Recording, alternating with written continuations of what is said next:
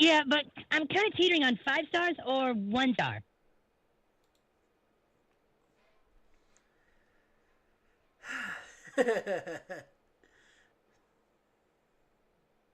Ten minutes until showtime. I am a man! Still, this one is my favorite drop. I am the Lorax. I speak for the trees. And for some fucking reason, they're speaking Vietnamese.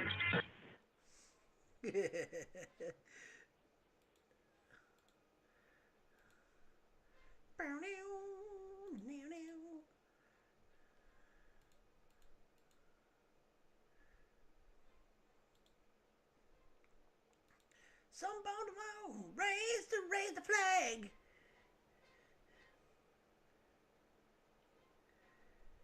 Oh God. Oh yeah, that's right.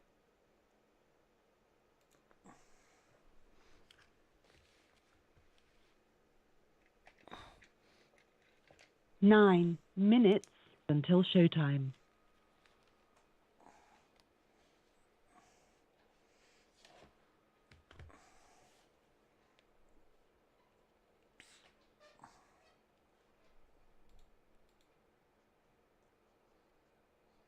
Trying this again.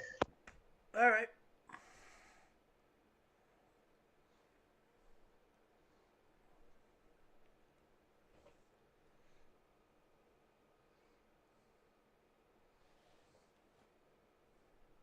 Start talking. Hey, can you hear me? Check 1 2. Check 1 2. Hey, you guys! You son of a bitch! I kick you in the nuts. No.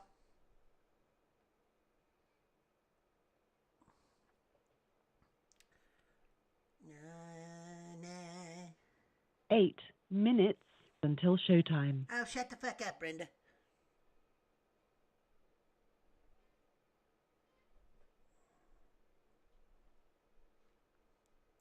Thank you very much, Miss Lippy.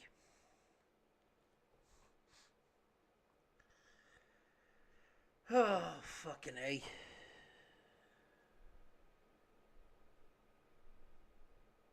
All right, now you can't hear me through the computer either. No? Oh God, yeah, you are freaking echoing. Yeah, is that better? No, you are. It sounds like nails on a chalkboard. Because I got the phone and the computer here. Yeah. Ah. Sounds like the screen door in a hurricane.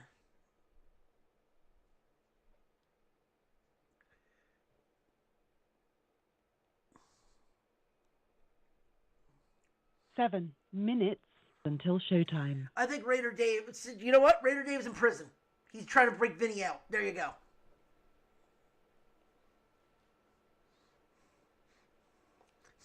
Raider Dave is in prison. He's trying to break Vinny out.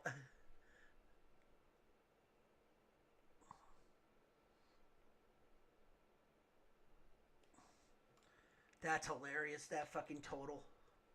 37 in a row?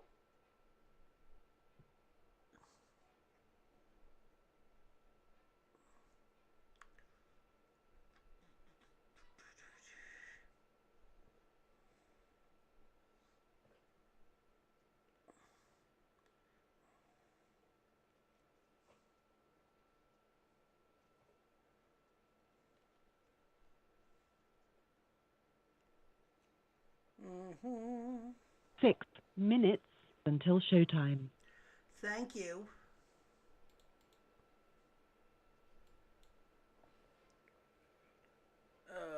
We got no lines. Okay, for rivalry games.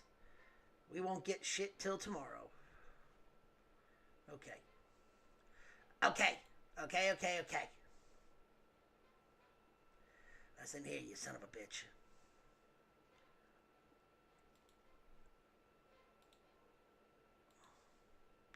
And Ryan left the group. Yay! Solo show. Get your ass back in here. Wee.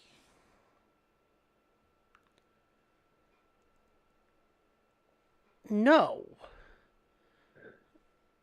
Hi, welcome back. 5 minutes until showtime. Oh, oh God. Ugh. Oh, Jesus Christ, what the fuck? Frozen screen!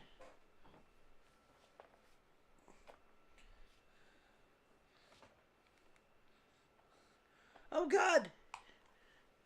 Androids! Keeps kicking me in the dick. We need more Napa. Hi, how you doing?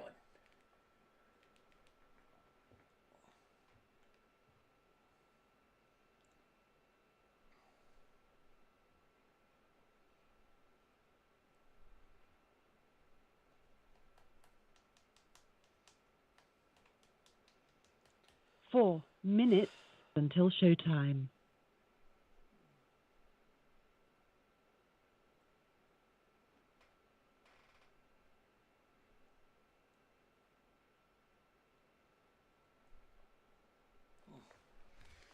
Okay.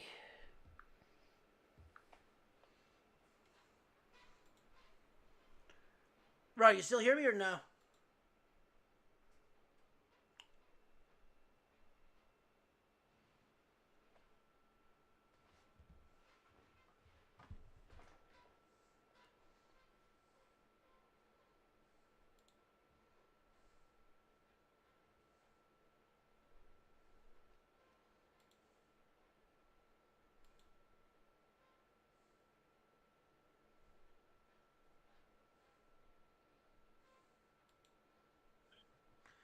Alright, now I hear you.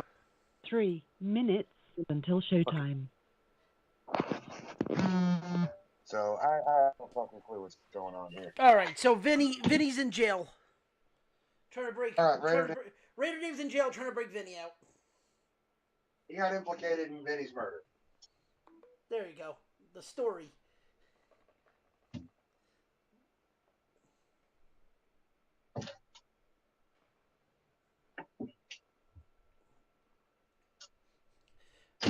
It's called world building. Something like that. In reality, it's just lazy.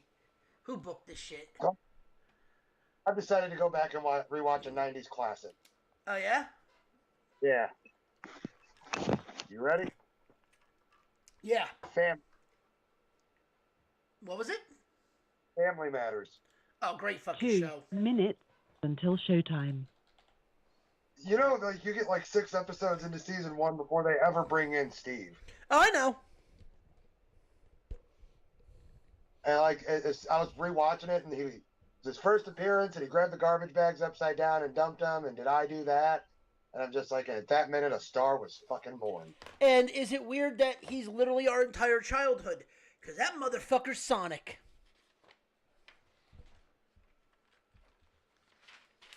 The original Sonic the Hedgehog from the cartoons is Urkel. He was playing multiple characters on the show long before people started doing it in movies. He was Urkelbot, Yep. Stefan Urkel, and OGD. Oh, and Brucel. Oh yeah. Bruce Lee. That's 1 minute until that is showtime. very, very stupid. What? So I did the Spark thing with a friend of mine, and she was like, you unload the orders, I'll drive to it, you unload them, we'll split the cash. Okay. We did 4 orders today. Okay. $110. Not bad. And boy, am I tired. We're going to go out and do it a couple more days, and then we're going to try to get there early on Black Friday. Rent a truck because, people are going to be buying big TVs and paying big tips to get them delivered. Yep. And we want in on Exactly. Balls are a tactical nuke, motherfucker. Your show will go live in 5 seconds. 4, 3, 2, 1. Tactical nuke incoming!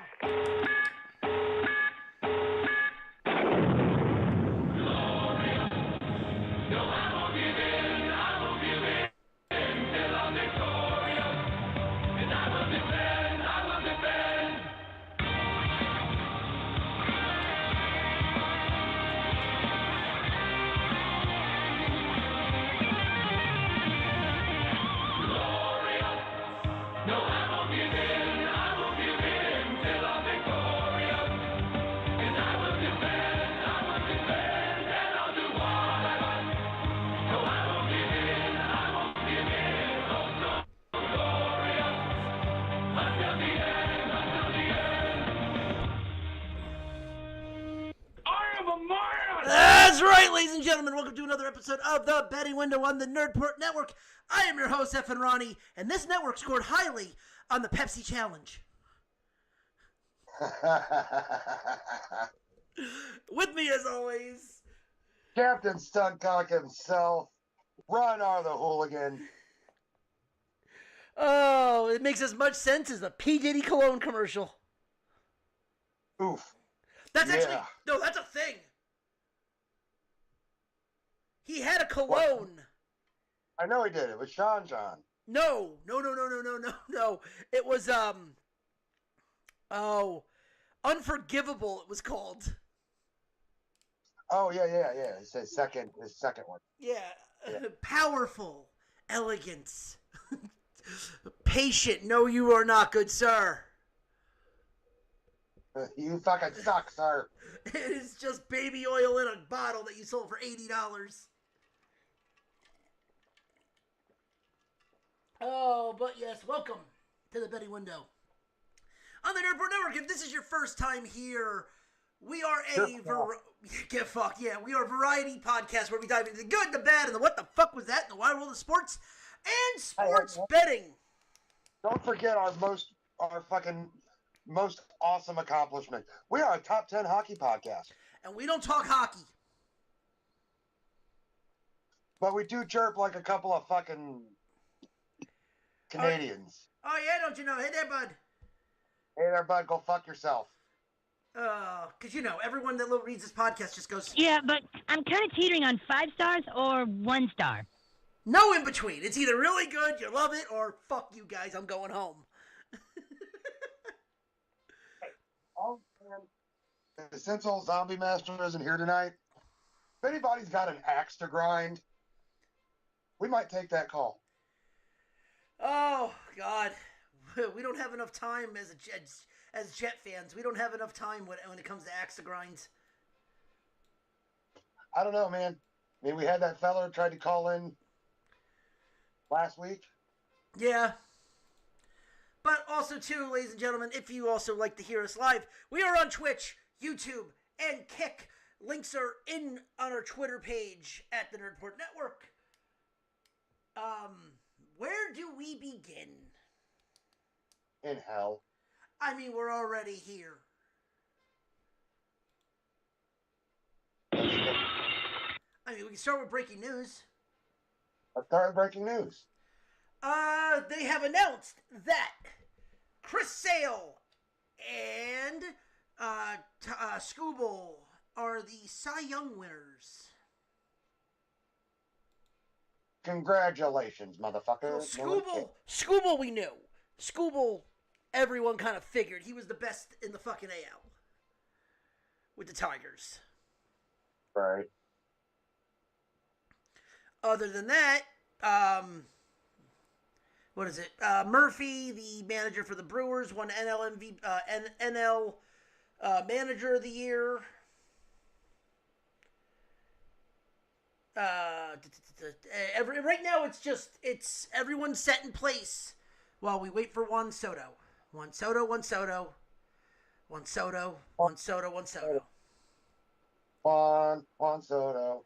Soto and me. Listen, it's like Machado. Akuda Machado. What a Machado. terrible phrase. Hakuna Machado, ain't no hustling days. By the way, when he was going to free agency, I made a whole fucking song on that. It's somewhere in the ether. I made a fucking song about Machado. A parody song, because he doesn't hustle.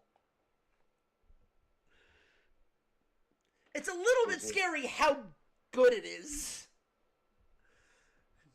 That's the question. Canadians are weird. Thank you, Ed. Weird. That's not talking anything new, buddy. Oh. So, what other news did they come up with? What other news is out there? For baseball, anyway. Because, like I said, it's all... It's really all... We're waiting on the MVPs, which come out tomorrow. Because, of course. Right. Everyone's waiting for Juan Soto to sign. And then all the big free agents fall into place after that. All right, fair. Here we go. There was some moves today. Chicago Cubs acquired right-hander Eli Morgan with the Cleveland Guardians. The Mets got Jose Siri from the Rays.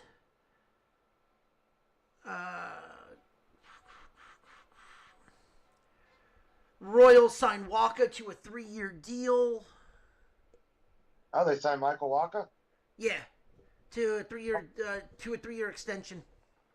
Yeah, I like Michael Wacha. I always had a promising career ahead of him. Yeah, he's guaranteed 3-year, $51 million with a club option that would equal 4 years, $72 million. Okay, that's not bad, my man. That's good for the Royals. I mean, you have him and Seth Lugo still, so that's not terrible. Right. Nick Martinez accepted the qualifying offer from the Cincinnati Reds, so he's there. Kevin Newman staying with the Angels. There's no splashes yet. Soto has met with the Dodgers, the Mets, and the Yankees right now, and the next team is the Phillies. Okay. So, that's going to be interesting. Because, you want to talk about people freaking the fuck out. If Soto becomes a Philly... Yeah, people lose their shit. Especially people on this show. Touche. But if he does become a... first off, if he becomes a Philly, that fucking lineup is disgusting.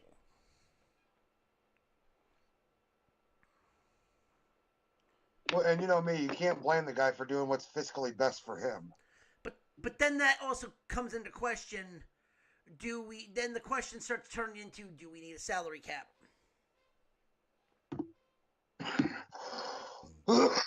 Which will never happen because you get the Dodgers. I mean, hell, even the Mets are guilty of this. Like, teams spending $300 million a year for what? Right? Like, when does it become too much? Right. Now, I mean, the rules are there in place. I mean, there is luxury tax, but I mean, they're billionaires. Right. And the luxury tax going to other teams, they don't put it to the team. They put it in their pockets. Right.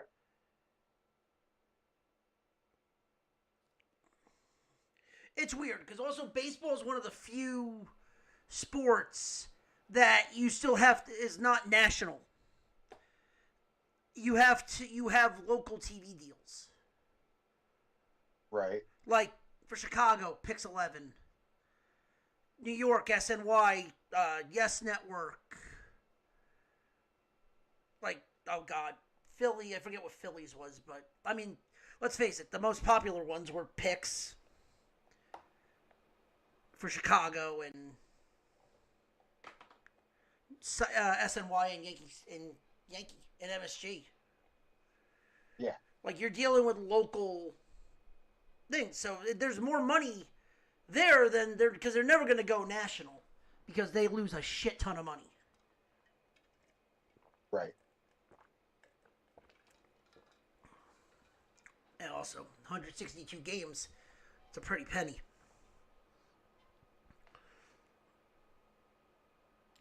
So, okay, so there's this new kid coming into the league. All right. From Japan, Roski Sasaki. Or it's Rocky, Roki. Sasaki. Okay. He is one of the top pitchers in the world. He has to sign before January 15th because he posted they posted his qualifying offer.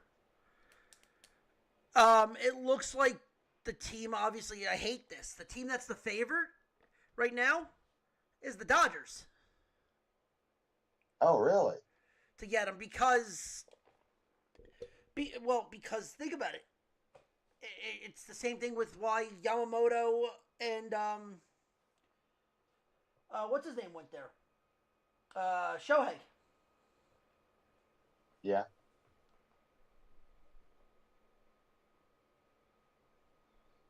I mean, obviously he's going to want to play with Shohei Ohtani. Well, obviously. Yeah, so I mean, that's the problem. Like, he's looking like Yamamoto last year got $325 million for 12 years. This kid's looking about getting the same.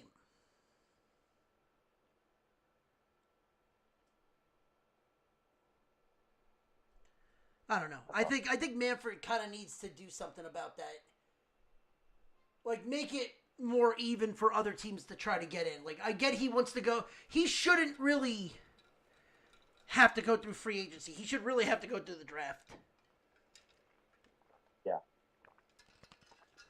Because even the Dominican players all go through the draft. They have a separate draft for them.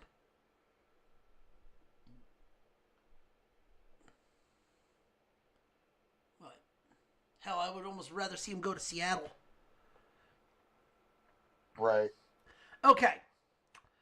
Wednesday, so today, Manfred also dropped that they are going to try robo-umpires in spring training. Robo-umpires. But it's exactly what I've been saying. It is going to be part of the challenge system. Okay. So, if it's... Here we go. Experiment with automatic balls and strikes in the minor leagues, but it's still working on shaping the strike zone argument. Okay.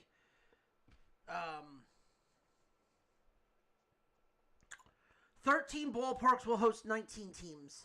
This could lead to a regular season being used in 2026. So not this season, next season.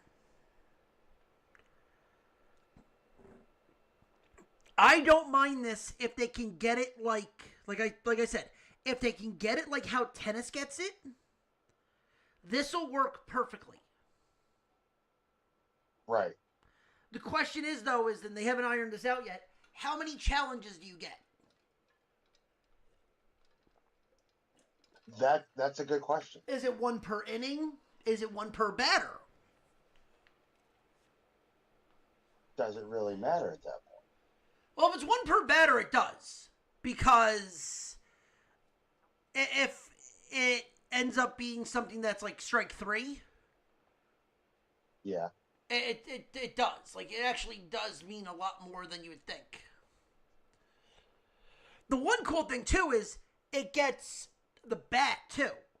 So if someone check swings, you can challenge a check swing, too. It'll actually pick up where the bat is on sensors and see if the bat crossed the plate.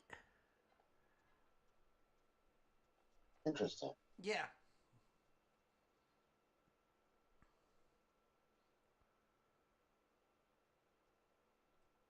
What are your thoughts on this? Look, robo umpires. It rubs me the wrong way, but it's because I did a little bit of umpiring myself, So did I. and I think I think it might be a useless gesture. I think this is good. I think it's good if you use it as a tool, not as a crutch. Right. If it's one challenge per at bat, or you get a total of 3 challenges per inning. Per half inning, each team gets 3 challenges. Once the 3 challenges are up, then you're done for that inning. Because if it takes 30 seconds to do it, but what they should do is they should make that your timeout. Yeah.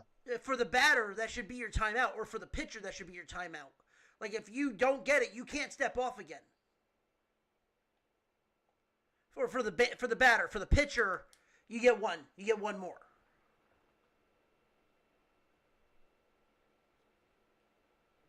I mean, they haven't really ironed down the whole rules on it yet. So, I mean, it's interesting. Right. So, I mean, like I said, if you use it as a... Don't use it as a hinder. Use it as a clutch. Or crutch. Use it as a tool. Right.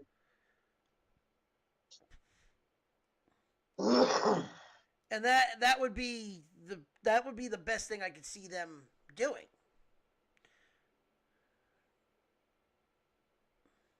I mean, you know as well as I do, it's going to be controversial at first. Yeah. But it's something that we'll have to just get used to. I mean, listen, the one thing is I've seen this when it comes to tennis. Tennis, they get 5, I think they get like a total of 7 challenges for the game, for the match. Like, and Okay. that's through the whole thing. Like, they get 7 total. And it doesn't slow it down. It happens and then it goes.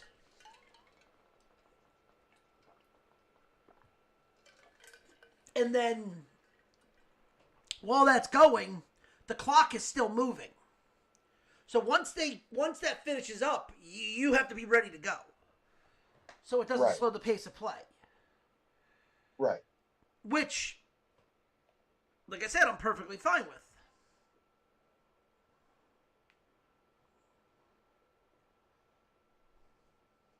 I mean, as long as we're not affecting the pace of play, the speed of the game, then yeah, we're good. Because, I mean, if it takes 30 seconds, you're not going to really... It doesn't even take 30 seconds. I'm using that as just a normal idea. But it's... I think that it could be... I think it can definitely be something that you see in the future that's going to work. Right. All right, what else we got, my man? The Rays have come out and said their new St. Petersburg Stadium will be unlikely ready for 2028, if at all. Oh, wow. So here's the thing. This has been an ongoing situation where the head of the Rays, the owner, has been trying to get try to get St. Petersburg in Florida to like DeSantis to try to get the taxpayers to pay for a new stadium, or Right. part of the stadium, because this stadium's about 15 years old.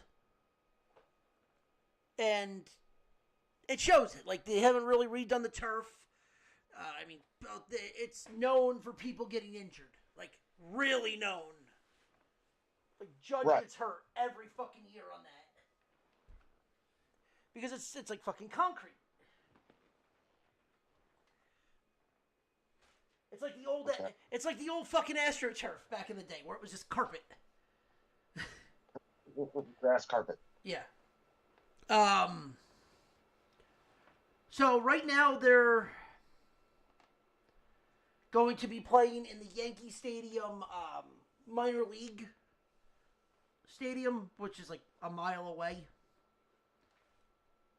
So there's that. Okay. Here we go.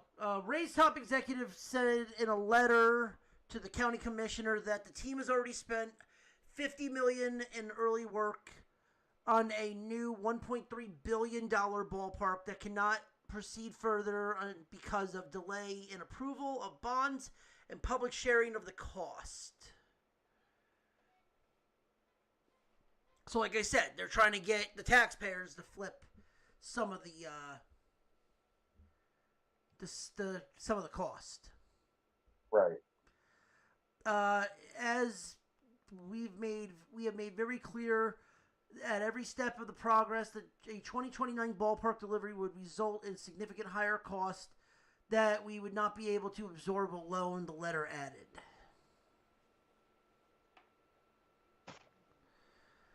I don't like this. It really now feels like he's trying to take the taxpayers' money or he's going to move. And hello, Christian. What's up? Nothing. We're talking about the Tampa Bay Rays pretty much saying their stadium is going to be unlikely ready for 2028, if at all. Wow. Yeah, it's kind of crazy, right? Yeah, that really is. No John tonight? Nope. Okay. I'll text you about it later. Here's the thing. This has been a rumor going around for freaking years. Since he's been talking about this new stadium, they've been threatening to move to Montreal. Yeah, that I remember seeing. So if they don't front it, do we see the Expos come back? Doubt it. It'd be cool, but doubt it. Well, if they're going to front the stadium, if they're going to build a new stadium for them, I can see them going to Montreal, maybe, because they wouldn't be called the Montreal Rays. Let's face it. UP is already there. It's already the mascot in Montreal. It's the fucking Leaves mascot now. Or the the Leaves or the Canadians? Oh, no, Canadians. The Canadians. If they're willing to build a new stadium for them, why don't they go? Mm-hmm. I mean, let's face it, Tampa's a shithole. The stadium is known for getting players hurt, especially Judge. Yeah. But I mean, right now, speaking of Yankees, though, they're going to be playing in the minor league stadium for the Yankees. Yeah, Steinbrenner Field. Yeah. 11,000 seat compared to the 30,000 seat arena stadium. I mean, hey, it's gonna be they could add bleachers, which I'm sure they'll do. Yeah, they'll add bleachers to the outfield. They'll make it like 20,000. They'll get it to 20,000, which is respectable. Mm-hmm. But we opened with breaking news, Christian. Skubal and Sale are your Cy Young winners. Is that really breaking news? Well, Skubal won it unanimously. Again, is that really breaking news? He was the best pitcher in baseball all year. I think Sale is more of the shocker. Skubal, I think that's like freaking doing a shot of Jameson and not having a cringe. It's just... Yeah. It's like taking the Pepsi challenge and passing with flying colors. Oh no, Christian, you don't even know about that. You're too young to know what the Pepsi challenge was. Actually, I'm not, but okay. Oh, you do? You do remember the Pepsi challenge? It sounds familiar. So The okay. blind, Oh, go ahead, Ray. it was a blind taste test between Pepsi and Coca-Cola. Diet Pepsi and Diet Coke. Look, I'm black. I don't drink diet, nothing. No, but this was also the 90s. Yeah. This happened in like 98? Mm-hmm. Yeah, listen. If you couldn't figure out what was Diet Coke or Diet Pepsi, you're fucking stupid because the aftertaste was freaking point blank. Yeah, it really was. Yes, it was. There's no other baseball news. There really isn't no other baseball news. Like, we talked about Soto going to see the Phillies tomorrow. He saw the Dodgers today, he saw the Yankees yesterday, and saw the Mets beginning on Monday.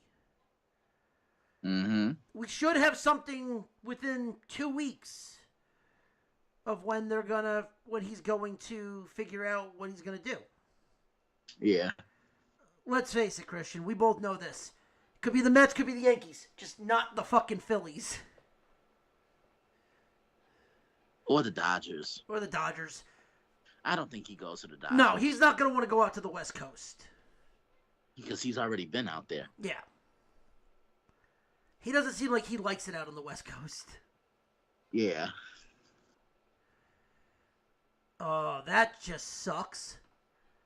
So, breaking news, air quotes, in the NBA, Milton on Golden State out for the season with an ACL tear.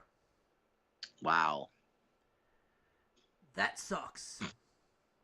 The Seal Terry. Yeah. He just went under surgery. Oh, that sucks. Edie's out week to week with a sprained ankle. Yesterday we had history.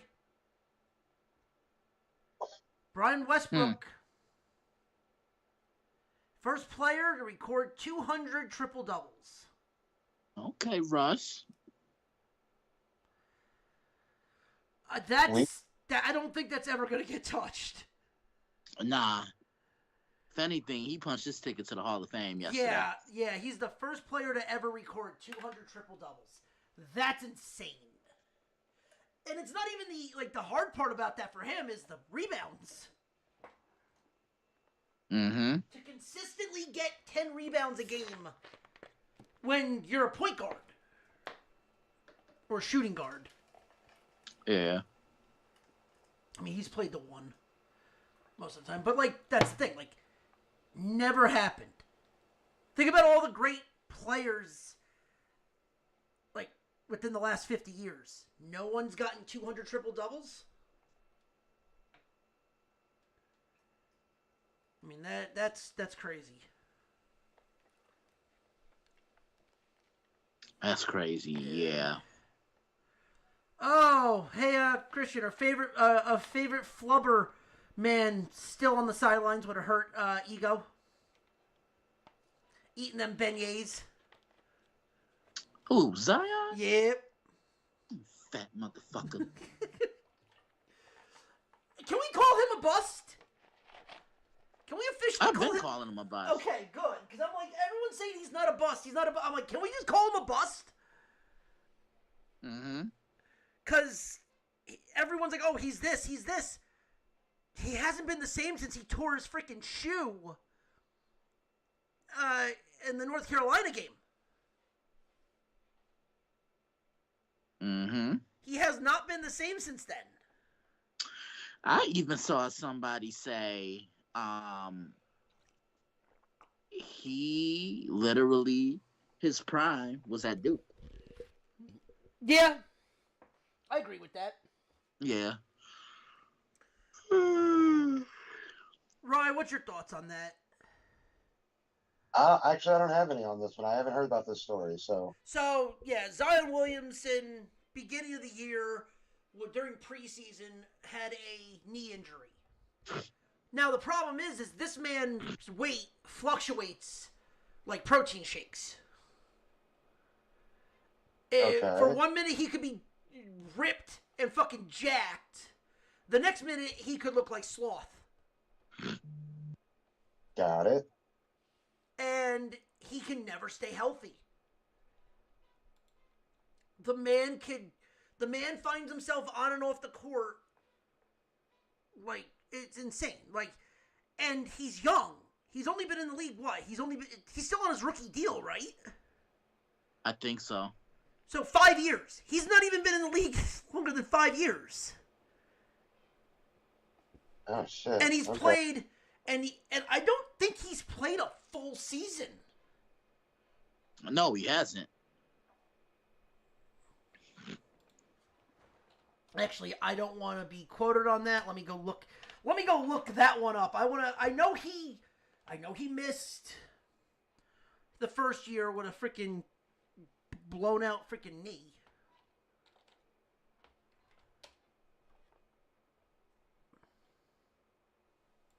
Here we go. He's only played 6 games this year. And his first game back, he's been off the court since the 6th.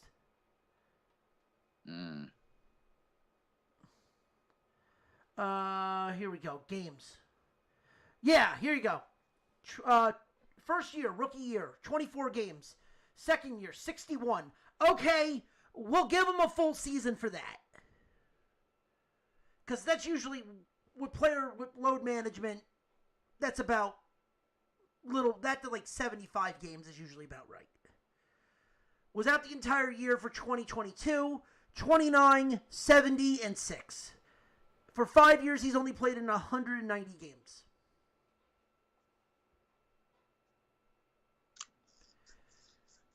I'll be generous and say he played 2 full seasons out of the 5. And that's being generous. Because, let's face it, even though he's been on the court, has he really been on the court? Need a nutritionist with his fat ass. Averaging 24 points in his career with 4 assists. Then again, the Pelicans haven't done jack and shit. So, I mean, there's that.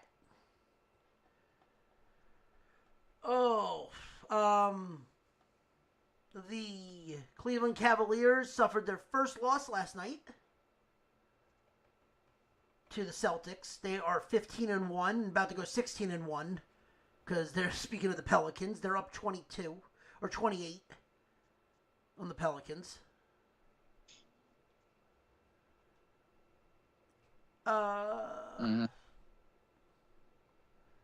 Bulls without Williams.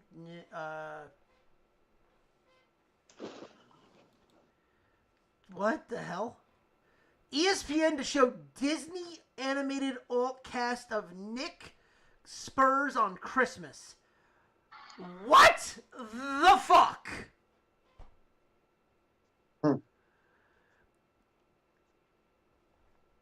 All right, I'm going to read this.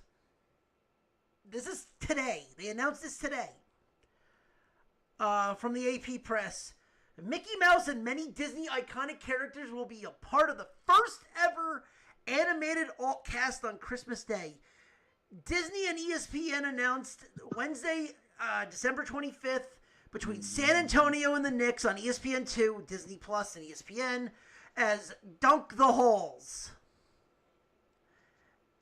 Even though this is the first time in the NBA, ESPN has done animated with NFL games and NHL games. Telecast is going to be entirely animated. Movement sync. Oh, Jesus Christ. Why?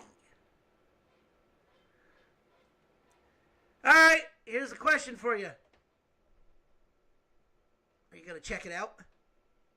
Ain't nobody care. You say that, but the kids. Fuck them kids. Why the Spurs versus the Knicks? I just want to see how they animate Wembanyama. They're gonna make him dress like Goofy. You know that's what's gonna happen now. The fact that I said that, you know that's gonna happen. Oh Lord.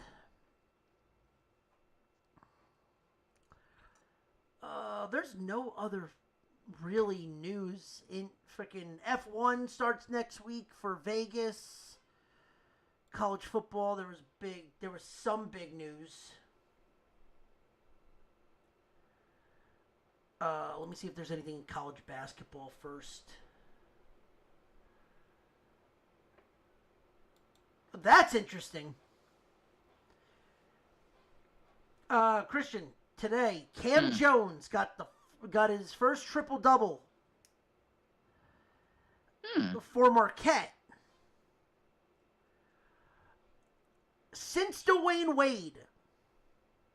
That's a while. Yeah. Wow.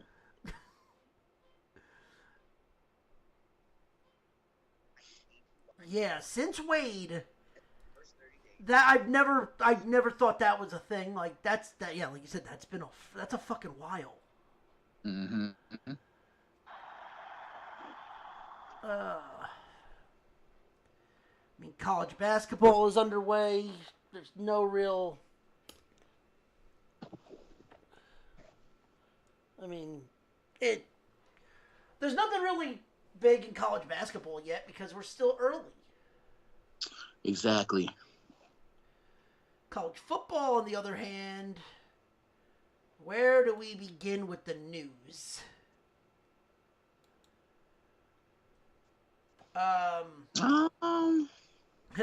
UMass fired their head coach. And so did Temple. Mm-hmm.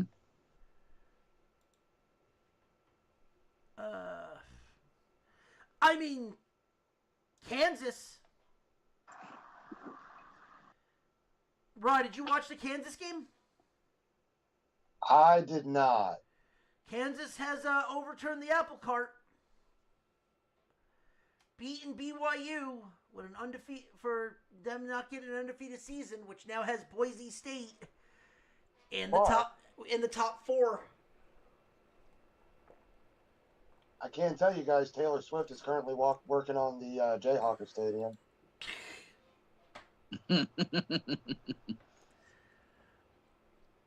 Oh God, makes as much sense as Travis Kelce having good hands. You be respectful. What? He's got bad taste. You be respectful. No one's gonna be respectful to her. I said be respectful. Never! Ryan, he doesn't need his Achilles. No, nobody really needs it. All right. Here's another bit of news. So FAU is looking for a new coach. What? Yeah. Did you see who is the front runner for the coaching position? Yeah, but they shut it down already. They shut Ray down? Yeah. They said it was a rumor. This is 11 hours ago on the Score.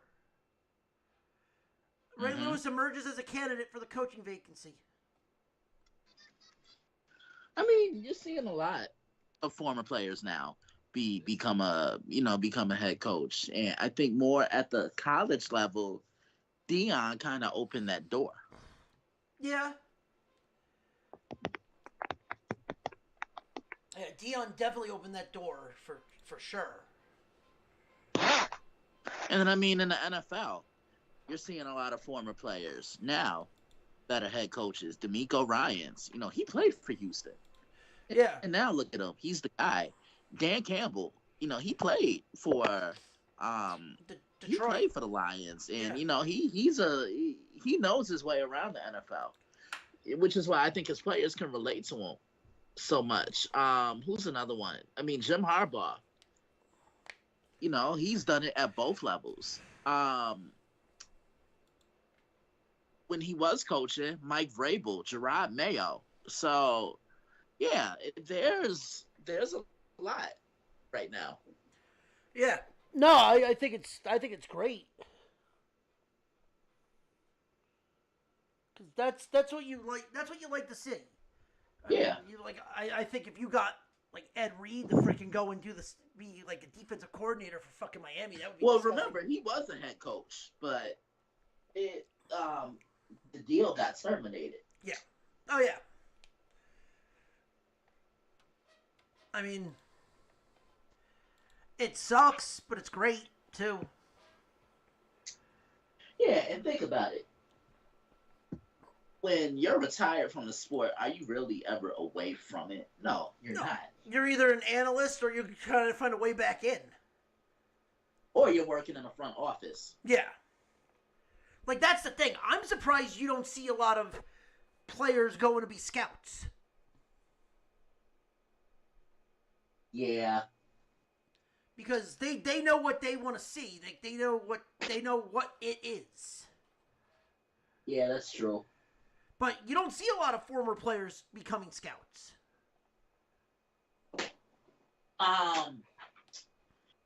Actually, I saw the coolest thing the other day on the Today Show. Saw it last week with my mom. She had saved it for me. There's a broadcasting boot camp for a lot of guys who know they're at the tail end of their career and they want to be involved in the sport somehow. So, I mean, it's an actual setup. It's ran by the guy that is the producer for Sunday Night Football and Amazon's Thursday Night Football. And it was actually pretty cool. Like, Andy Dalton was there. Brandon Graham, Cameron Jordan, who I think is going to be great whenever he decides to retire.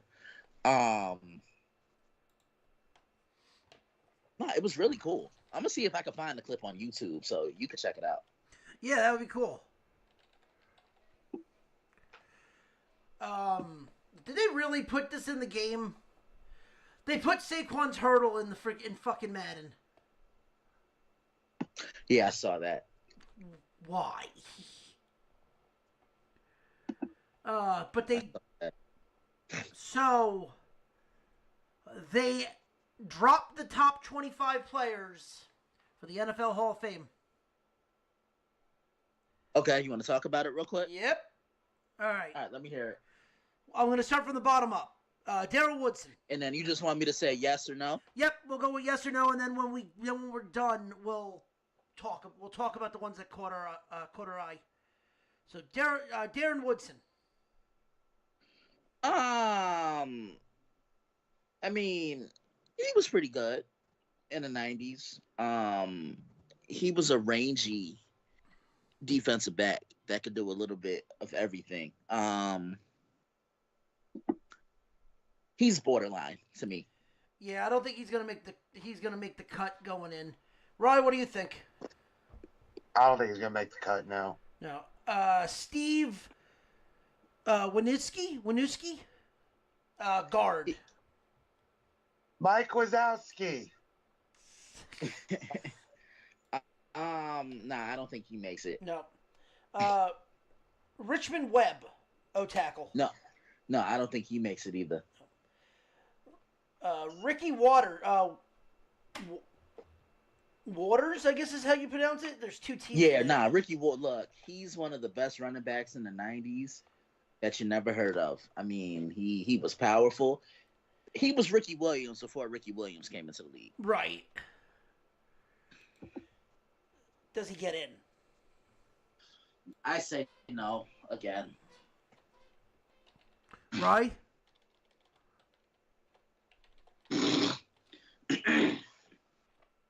Right, what do you think? What do I think? Yeah, for Ricky Waters. Maybe. Here's one that's a hands down one. Heinz Ward. Yeah, I think he'll be a candidate, but I don't think he gets in. I got Heinz Ward in. I don't think he gets in on the first ballot. I mean, I don't think he gets in. Like, I don't think he gets his goal. He'll get in, but I don't think he gets in this year. Right? Yeah, not this year. Okay. Fred Taylor. You want to know something funny?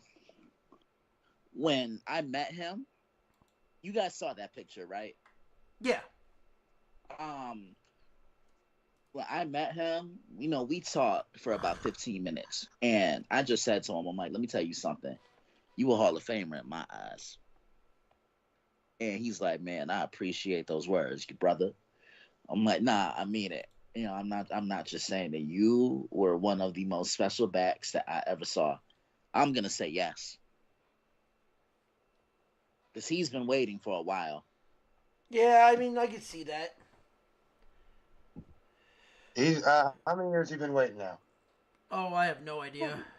It's been a while, Ryan. It's been a while. Hey, yo. Oh, he probably get it. All right, Eric Allen. I can see it. Yeah. I'm gonna lean toward no. Probably next year. Mm-hmm. Here's a yes. Ryan, what do you think about this? Rodney Harrison. He needs to be in. I mean, look, he was as effective covering the run and played with that same energy he used for the run to shut down the pass. I personally don't think the Patriots repeat if Bill Belichick doesn't sign Rodney Harrison.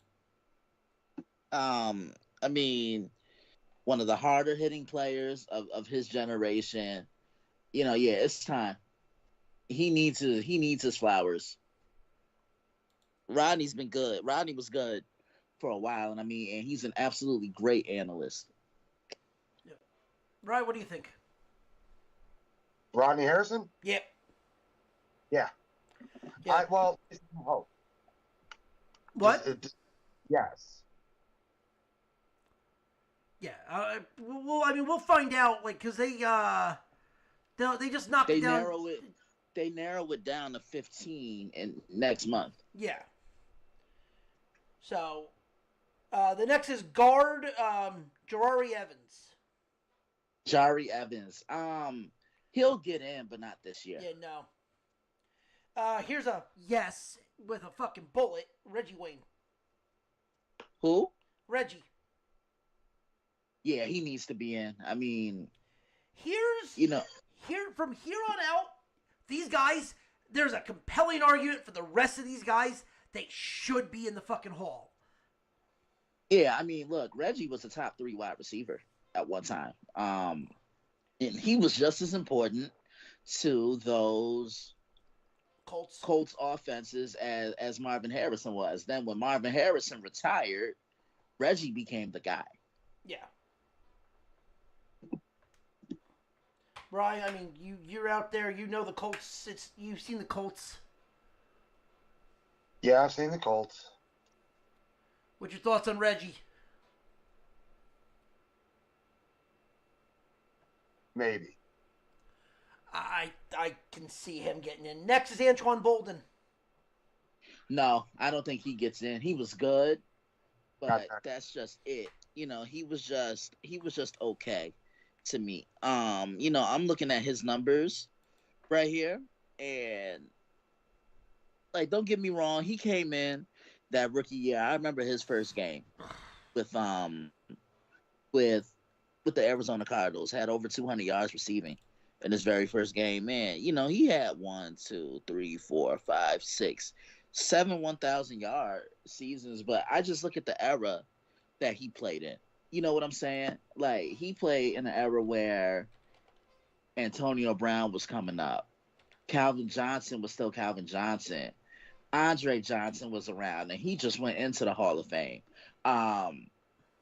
Who's another one? I'm trying to think. You get what I'm saying? Yeah. Like, you know, it's understandable as to why he got overlooked because there were bigger names playing the position at the time. I thought he was very underrated, and he was a key part of their run for the Super Bowl in Baltimore. Yeah, I agree with that. All right, next with a bullet, Sir Torrey Holt. He needs to be in. Look, he's just as important to think about it. Everybody from the great show on turf is in the hall, from the head coach Dick Vermeil to Kurt Warner to Isaac Bruce, who just went in a couple years ago, to Marshall Falk and Orlando Pace. Bring Torrey Holt home. He was one of the most productive wide receivers of his time. He caught everything. Caught the passes in traffic. You know what I'm saying? He caught the passes down the field. I mean, he had six seasons with at least 1,300 yards. Right. Not a lot of guys were doing that. It's one thing to have, 6 or 7 consecutive seasons with 1,000 yards, right? But 1,300, that's something. He's a 7-time Pro Bowler. He led the league in receiving yards 2 years in a row. He was pretty good in college too. He's a college football Hall of Famer. And I'm just looking at his stats right here. There were 1, 2, 3, 4, 5, 6, 7, 8. He had 8 straight years of over 1,000 yards receiving. Yeah, he definitely needs to be in. Yeah. Ryan, I know you know a lot about Torrey Holt. Torrey Holt deserves to go in. Let me tell you, there are 2 Rams jerseys that I own. They are Marshall Falk and Torrey Holt. Because those 2 guys, Kurt Warner was no schlub at the time, but those 2 guys made the greatest show on turf. Mm-hmm. Yep. Yeah, you're absolutely right. All right, next, Willie Anderson. Yes, he needs to be in. Willie Anderson is one of the most physically gifted offensive linemen I've ever seen. Did you ever hear the comment Michael Strahan made about Willie Anderson? Yeah, I've heard of that.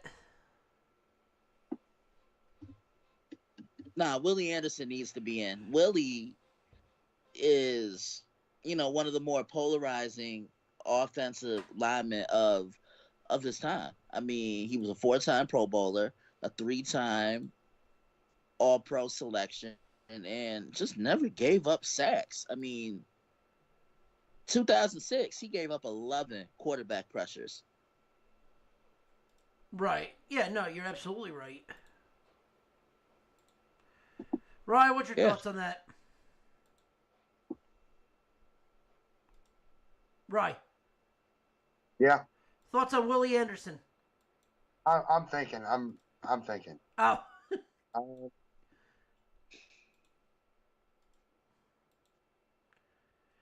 All right. While you think, should we move on to the next one, or you want to wait? I'm gonna say no. Okay. Next, Vince Wilfork. Yes. Yeah, he should definitely get some love. He was a key part of what New England did during the first dynasty. Belichick bought him in, and he was a clog in the middle of those defenses. He was the tone setter to me for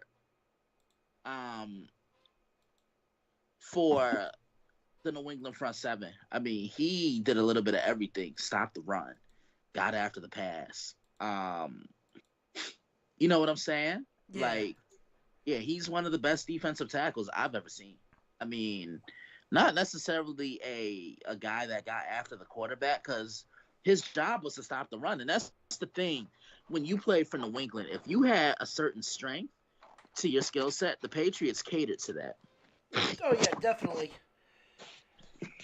What is it? Next is James Harrison.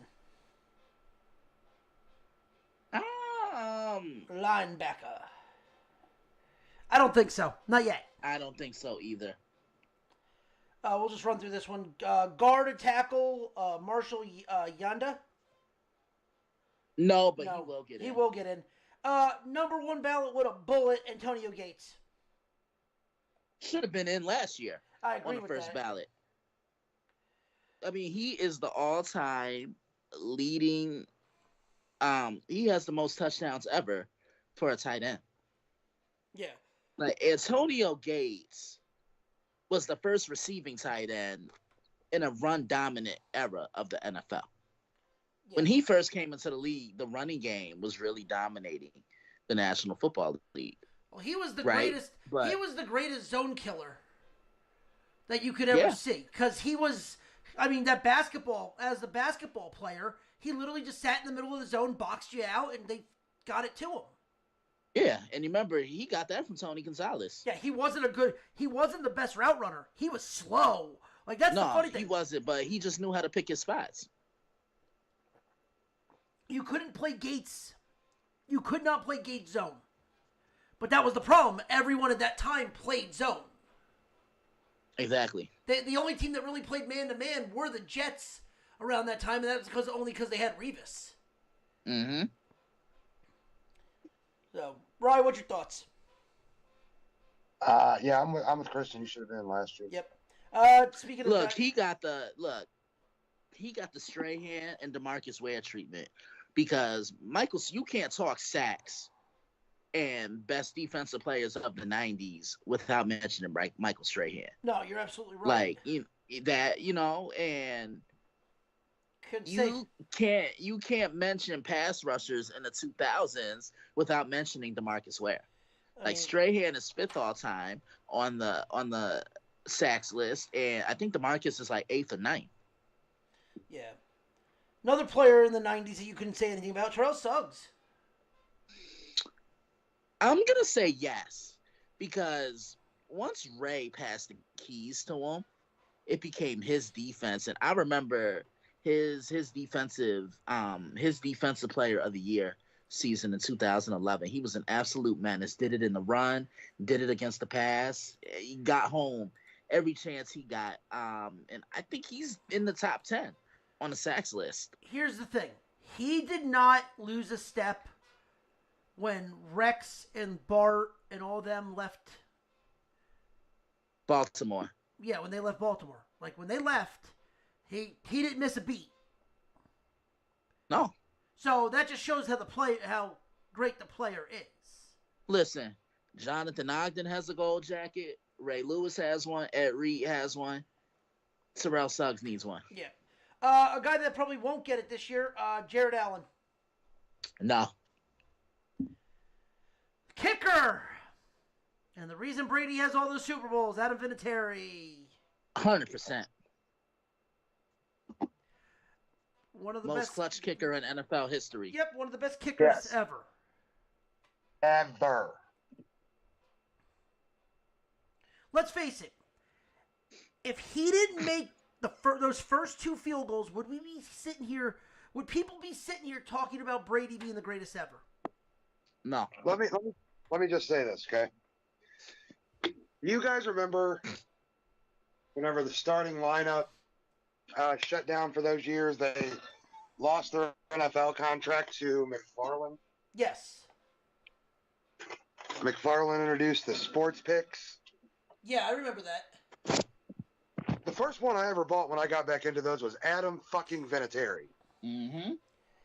Listen, he's probably the second most polarizing kicker of all time, next to McAfee. Yes. See, McAfee was an entertainer, too. That's the thing. Well, McAfee fucking was a showman. I mean, why do you think he's into wrestling now? Like, it's just a perfect fit. He was, like, he'd do the Vince McMahon strut after dropping something on the one. Like,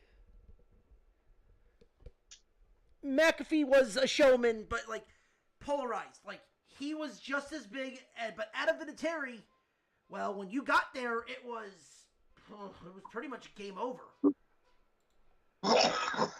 Like I said, we would not be talking about Brady being one of the greatest ever if it wasn't for Adam Vinatieri for 2 of his Super Bowls.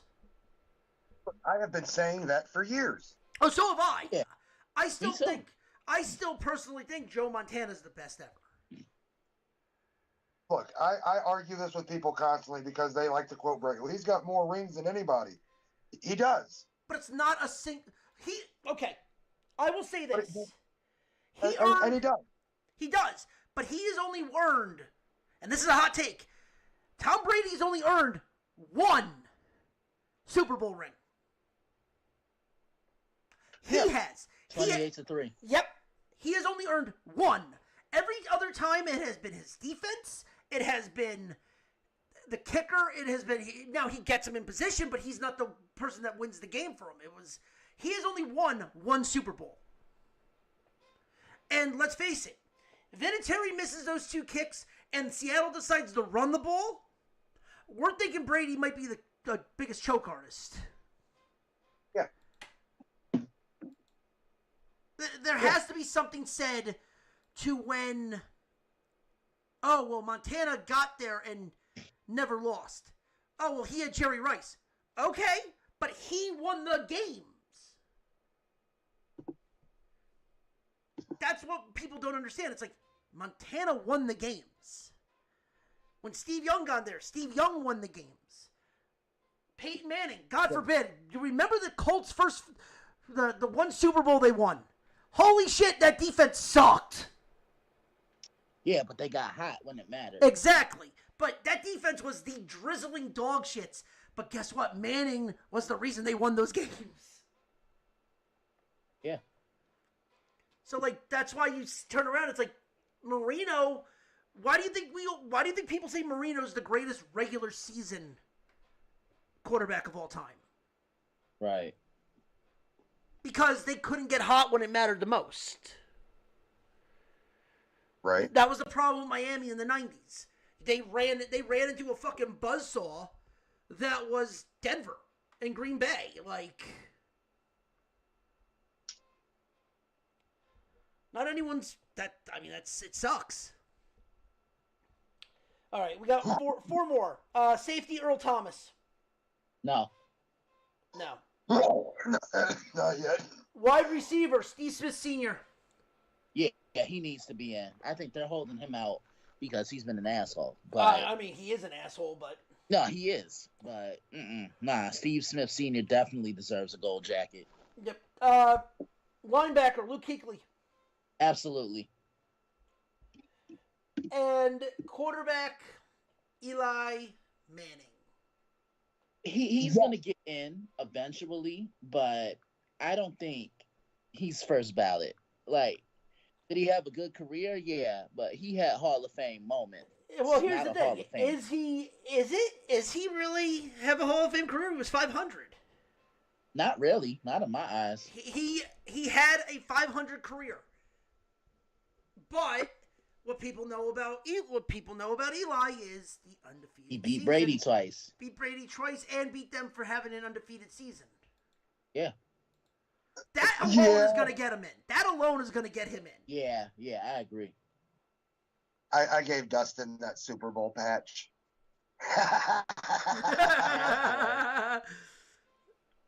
It's official. It's all sealed. It's got a little fucking plaque with the fucking box score on it.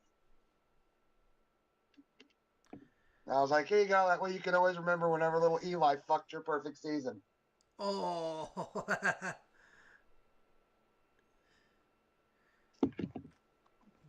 Yes, sir. I am that kind of uncle. You should just hand him. You should find Diddy's. You should find Sean Combs' what is it, cologne, and give it to him. Shit, he told me he was going to buy Elias a Patriots onesie, and I was like, "Oh, you want me to send that shit like burnt back to you?" Put my baby in that shit. How is nephew? He is wonderful. He's a little fucking chunky, sassy little man. Let him be great. Oh yeah. Hold on, I'm sending you a picture. All right. But those are the nominees And like you said, Christian, they'll knock it down to 15 next month. Yeah. And then they'll come up with what is the total? 5? Between 5 and 7? It's 5 modern day players, and then a contributor and a senior finalist. I think Berman's getting in this year. Really? Yeah, as the commentator, like how like Joe Buck got in, and yeah, I remember that. So I think Berman's going in this year as that. Well, let's face it, Chris Berman should. Yeah. Oh yeah. I mean, the fact that he's most known for everything else too. Like, his mannerisms are iconic. Chris Berman, ESPN fucking football. I mean, Chris Berman, any sport. Whoop. Yeah, the whoop. Or if you think about it, like when it came to home runs, home run derby, back, gone. Gone. Or just like some of the nicknames he gave football player. Curtis, my favorite Martin. Yeah. Marshall Falcon Ram. Yeah. What was another one? Oh, Berman. Jake, De La Come, and you gotta the low. Yeah, freaking Bermanisms. You know what? Damn it. I want to look at a list of all these Chris Berman. Wait, hold on.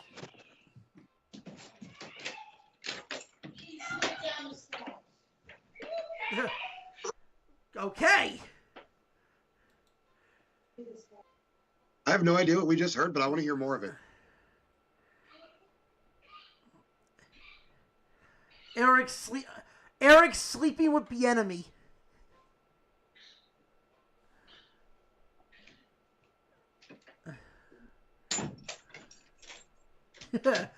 John, I'm not a crook. Yeah, there were so many of them. Chuck, New Kids on the Knobloch. Oh, God. Eddie, Eat, Drink, and Be Murray. That's funny. Sammy, Say It Ain't Sosa. That's a good one, too. Mike Allstott, you're in good hands with Allstott. Oh, gosh. Yeah. Todd, Highway to Helton. Or when he would, whenever a big guy be running the ball, he'd be boom, boom, boom. Yeah. He's rumbling and fumbling. Exactly. Or my person, and you know how I remember? Because I was there. The Raiders. Nobody circles the wagons. Dude. Well, let's face it. We all listen. Everyone, when you hear the Raiders, everyone does the Bermanism. The Oakland Raiders. Speaking of the Raiders, I've got some bad news. Oh, God. So the other day there was a knock at the door, and it was the authorities, and they took Dave in for questioning in the connection with the 37 tanks received by one Vince. Oh, so we won't be seeing him for a while. Not sure. I mean, it depends really on what they got on him. I'll tell, it's nice not hearing furniture break for one. Yeah, right? Like, no, yeah. This is a terrible one. Carlos, 1 if by land, 2 if by erga. Oh, that's terrible. Oh, that's fucking great. Vaughn Purple Haze. Jay Feely Touchy Feely. Nah. Daryl Green Eggs and Hamilton.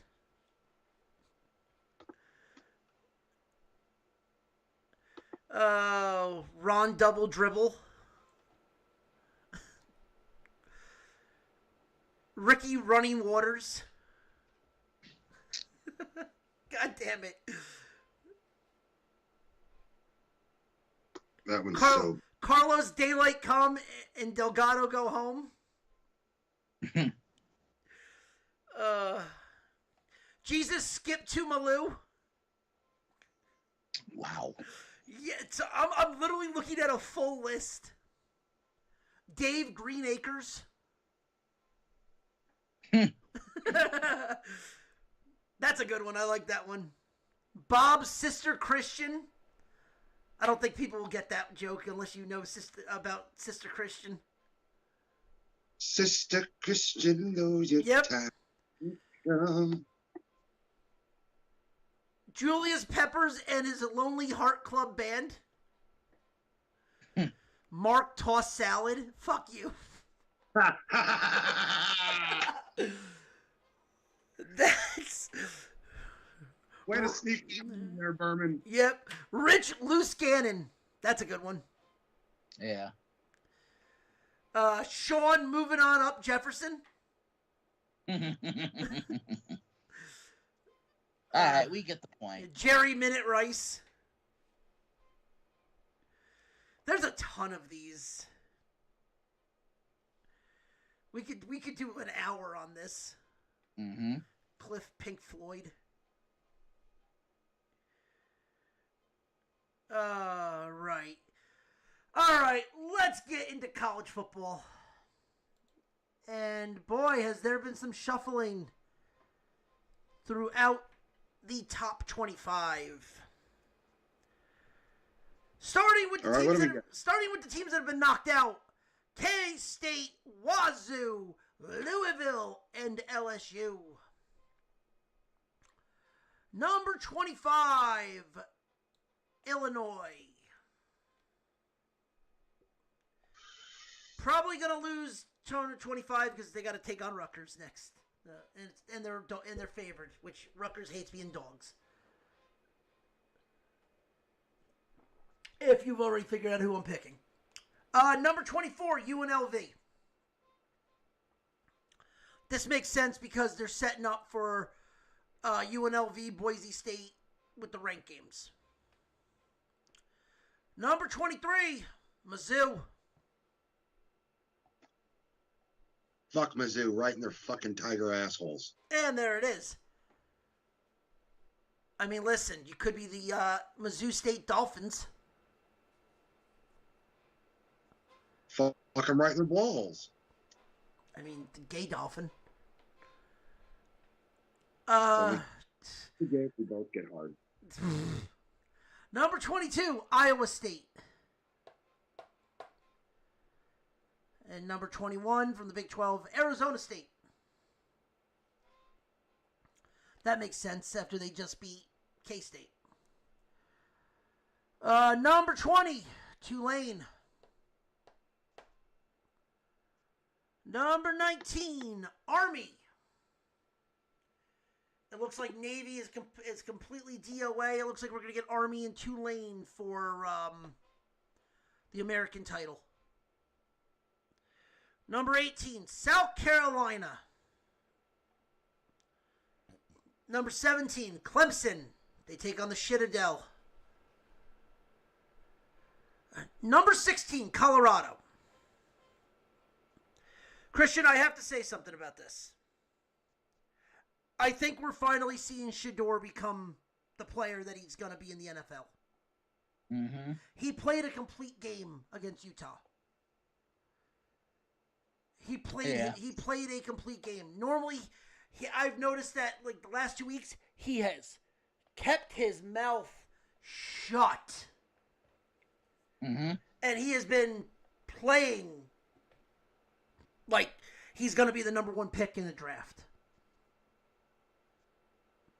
I can see it. I mean, the fact that Colorado has a running game now all of a sudden. It's scary. They're going to meet BYU in the Big 12 conference if they win out. They play but I still don't trust Colorado's defense. That defense played great against Utah. We'll see how they play against Kansas. but Utah is injured. Let's see them do it against a real team. Well, they got Kansas next week. That's a trap game. Yep. So, or this week. Sorry, they got Kansas this week. After riding high after beating BYU. Number 15, Texas A&M. Number 14, just said them, BYU. Yeah. And they're out. They are the 12 seed right now when it comes to the college football playoff. They have them as winning the conference, so they wouldn't have the bye. Number 13, BYU. Projected they have Boise State with the bye. Number 13, SMU. Who still has a chance to make the playoffs. Number 12, just said them, Boise State.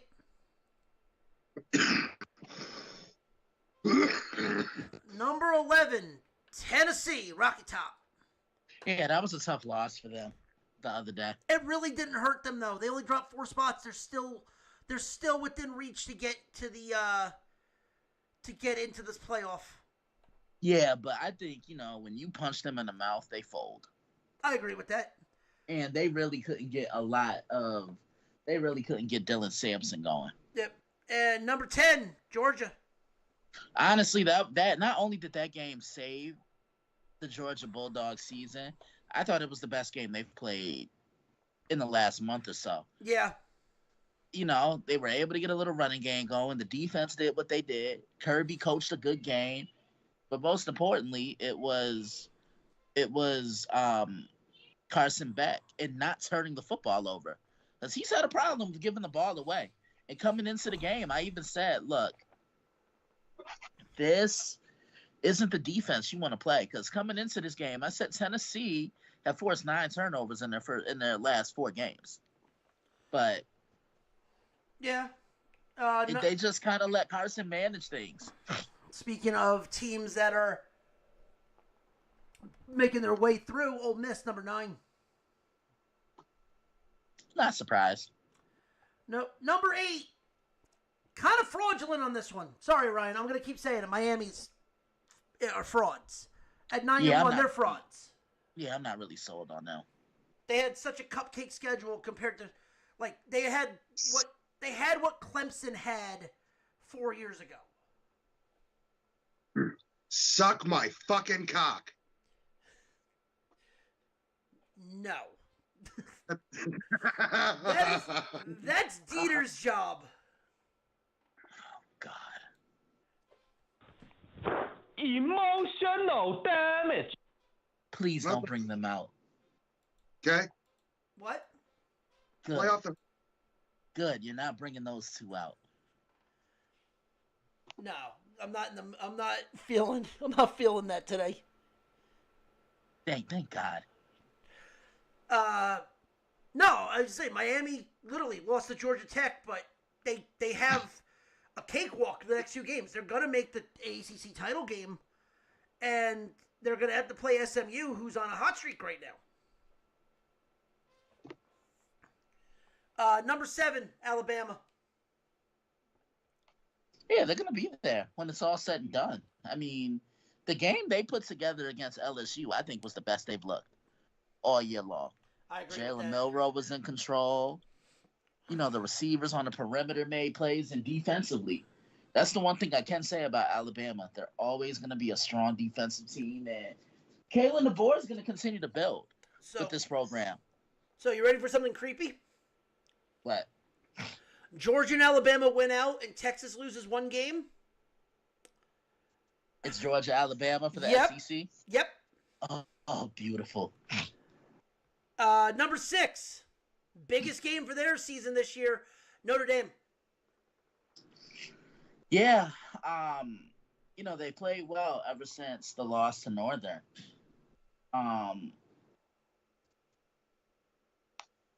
They're doing it with defense. Riley Leonard is playing better. Yeah. Number 10, grab your Stigs. It's Indiana. Yeah, they got a big game this upcoming weekend at the shoe. And I like the fact that Indiana re-signed Kurt Signetti. They knew he was going to be a hot commodity amongst the coaching ranks. Yeah. Yep. Number 4, Penn State. Yeah, I saw that. Number 3, Texas. Yeah. Number 2, Ohio State. And number 1, Oregon.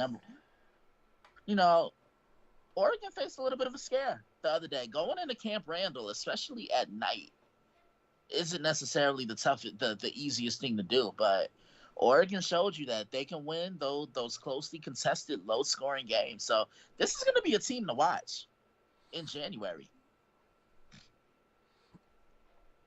Yeah. So, looking at everything, right now we're looking at so Texas and A&M play at the end of the year. I saw that. That's winners in, losers out. But if Alabama runs the table, they jump the Aggies. How? Oh yeah, they beat them, right? No, it's strength of schedule. Oh, okay. So that's how you would get Georgia, Alabama. Okay. You were going to get, if they won out, Alabama, LSU.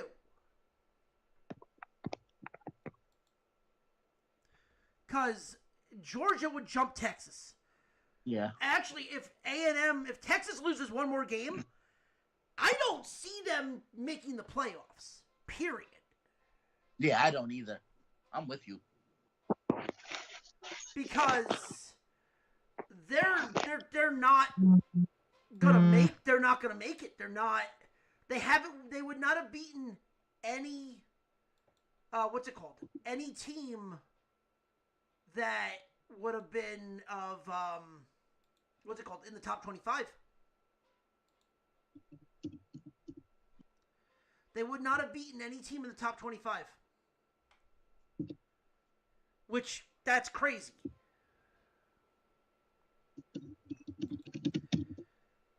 But, what is it called? You're pretty much... I think there's one more game for these guys. No, there's 2. Okay, so Army and Tulane can clinch their... can clinch with a win this week for the American. Actually, right now, Miami's outside looking in. Yeah. That Syracuse game is the biggest game for them. If they lose the Syracuse game, they're done. BYU, Colorado, they gotta win out, and they play everything. Apparently, TCU has a way to play themselves in. Trying to figure that one out. Yeah. Oregon. What is it? Oregon, Indiana, Ohio State. That's a play-in for the most part. What's it called? What is it? Conference USA is the biggest freaking is the biggest batshit crazy thing. You have 4 teams with 0 to 2 losses, and no one's safe. Mm-hmm. Boise State. Right now, it's actually looking like it's going to be Boise, Colorado State as the Western Conference, because Colorado State's undefeated in conference. Yeah. We find out the Pac-2 tonight. Or tomorrow, sorry. All right, I'm ready to preview games. Yep, we'll make our picks. We'll open it up, and we're opening up with your preview, Christian. Indiana taking on the Ohio State. Spread is... Ohio State's a 13.5-point spread. Yeah. Indiana has been one of the 2 best offenses in college football. I mean, they have been a blast to watch with Curtis Rourke playing. And, I mean, it was just a natural fit for him in the Big Ten. They are the number 2 scoring offense in the National Football League, and they do it on both sides of the ball. This is actually the best defense in the Big Ten. I mean, they're number 1 in sacks, they're number 1 in tackles for a loss, and they're third in the nation in total defense. And this is everything that Curt Cignetti was able to do at James Madison. And his defense has been great against the run, which it does not favor well for Ohio State. I mean, yeah, let's face it, Ohio State, they're the more talented team. But listen, this is this Indiana team, they've been such a great story this year, and this is really going to be my first time getting the chance to sit down and watch them. And Ohio State, yeah, don't get me wrong, the Indiana defense is great, but this Ohio State defense is just as good. These are the 2 best defenses in the Big Ten that are going to see one another, that both these offenses are going to see. I mean, this is why Ryan Day hired Jim Knowles for games of a magnitude like this. And he's improved that defense these last couple of years. I mean, Ohio State now, to me, this is the best position they've been in probably 5 or 6 years. And the reason why I say that is because they don't have Michigan to worry about. Remember, Michigan has beat them the last 3 times, but Michigan's a completely different team compared to what we've seen these last couple of years. This is going to be a fun one. It really is. I could see, don't be surprised if Ohio State, so this is what's going to happen. Indiana's going to want to slow the game down, right? Whereas Ohio State, they're going to want to speed the game up, but they could also slow the game down as well. I think it just comes down to efficiency. I preview this one on Saturday. Be on the lookout. Ryan, what do you got? Who is it? Ohio State versus Indiana. Give me Ohio State. There is a part of me that wants to take Indiana, but this is in the shoe. I think this game is a lot closer than what Vegas has, because I don't think Ohio State's going to win by 2 scores. Indy covers this game, but give me OSU. All right, next, Ole Miss goes into the swamp and is a 10-point favorite against Florida. Oh, Florida's been turning around. And you're going into the swamp, which is one of the hardest places to play. But at the same time, too, Ole Miss has been clicking on all cylinders. If Florida wins this game, they're going bowling. This would be their 6th win. I don't think there's an upset. I don't think we're going to see chaos yet. Give me Ole Miss. Yeah, I like Ole Miss. They're just a better team. Jackson Dart is playing well. They're running the football, and this is a pretty good Ole Miss defense that Florida is about to see on Saturday. Now, I will say one thing, Brian, before we get to your answer. This is a complete trap game. Because what do they have next week? They got the Egg Bowl. Yeah. So, are they going to be paying attention? Or are they going to be looking towards the rivalry game before they get to it? So, like I said, this game might be a lot tighter than people are thinking. Ryan, what do you got? Who are we looking at? Ole Miss and the Florida Gators.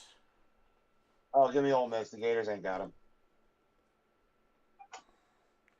All right, next, Kentucky is a 20.5-point dog against Texas. Texas. Yeah. There's no real point. Bri? Huh? Texas or Kentucky? Texas or Kentucky? Yep. Give me Texas. All right. Penn State going up to row the boat against Minnesota. Penn State's a 12.5-point favorite.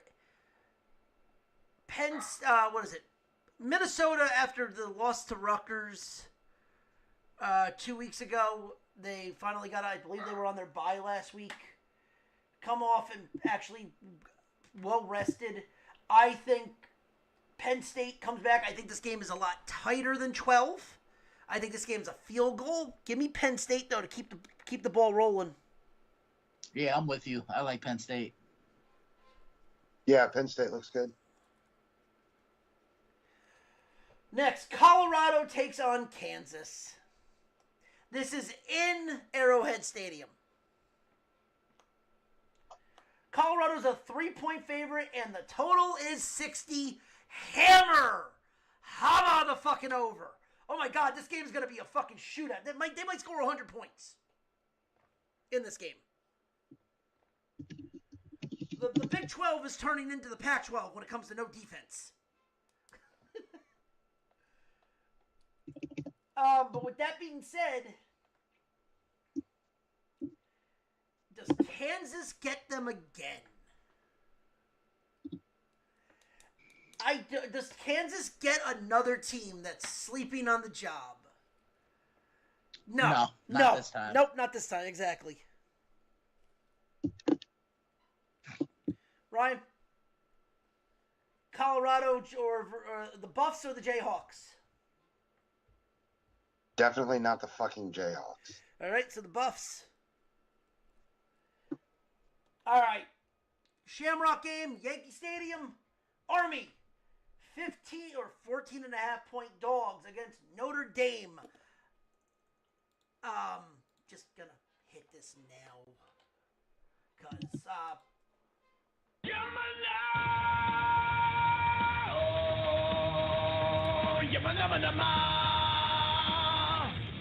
sorry, Chris. Gonna do it now. Army will beat Notre Dame. And this game is going to, it's not like Navy, where Navy likes to run the ball. Army has a passing game. Army can put up 40 on Notre Dame if they wanted to. Yeah, and, I look at Bryson Daly. Kind of reminds me a lot of Taysom Hill with how he runs, how he's able to throw. I just think he's a little more versatile. He's not as versatile. He's not catching the passes, but yeah, I see a lot of similarities between him and Taysom. I think Notre Dame wins this game, but they're gonna have to go out and earn this one. Ryan? I'm with Christian. I think the one big thing, if this wasn't in Yankee Stadium, I would say if this was in South Bend, I think Notre Dame would run fucking roughshod on them. But it's Yankee Stadium. You're gonna get the more favor toward the Army crowd. Oh, absolutely. So that should be very interesting. That's gonna be fun. All right, Christian, Ryan, the winner of this game wins the Pac-2. Wazoo takes on Oregon State. Washington State is a 12.5-point favorite. Who wins the Pac-2? Ain't nobody care. It's Wazoo. Ain't nobody care. Brian, I'm answering that for you too. Thanks, buddy. Well, that means we're all taking Wazoo. Ain't nobody. Ryan, what did we just say? Ain't nobody cares. Thank you. Yeah, well, surprisingly, other people actually do care. Well, they're idiots. What Ryan said. They're probably betting on the game. That's probably why they care. All right. Yeah, speaking of a game that is very interesting. UConn going for their 8th win. Taking on Syracuse, who's going for their 8th win. Syracuse is a 10.5-point favorite. I'm going Cuse. Ryan? Cuse.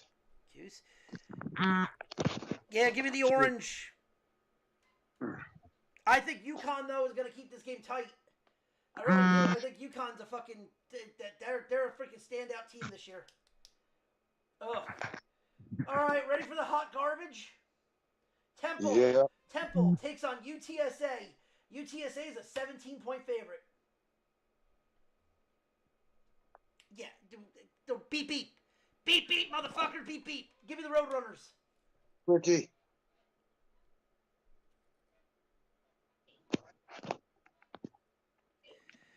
Christian, is that a sweep, UTSA? Ain't nobody care. All right, Illinois, 1-point favorite over Rutgers. Rutgers, the over/under is 45. It is senior night for Rutgers. Rutgers should win this one. Yeah.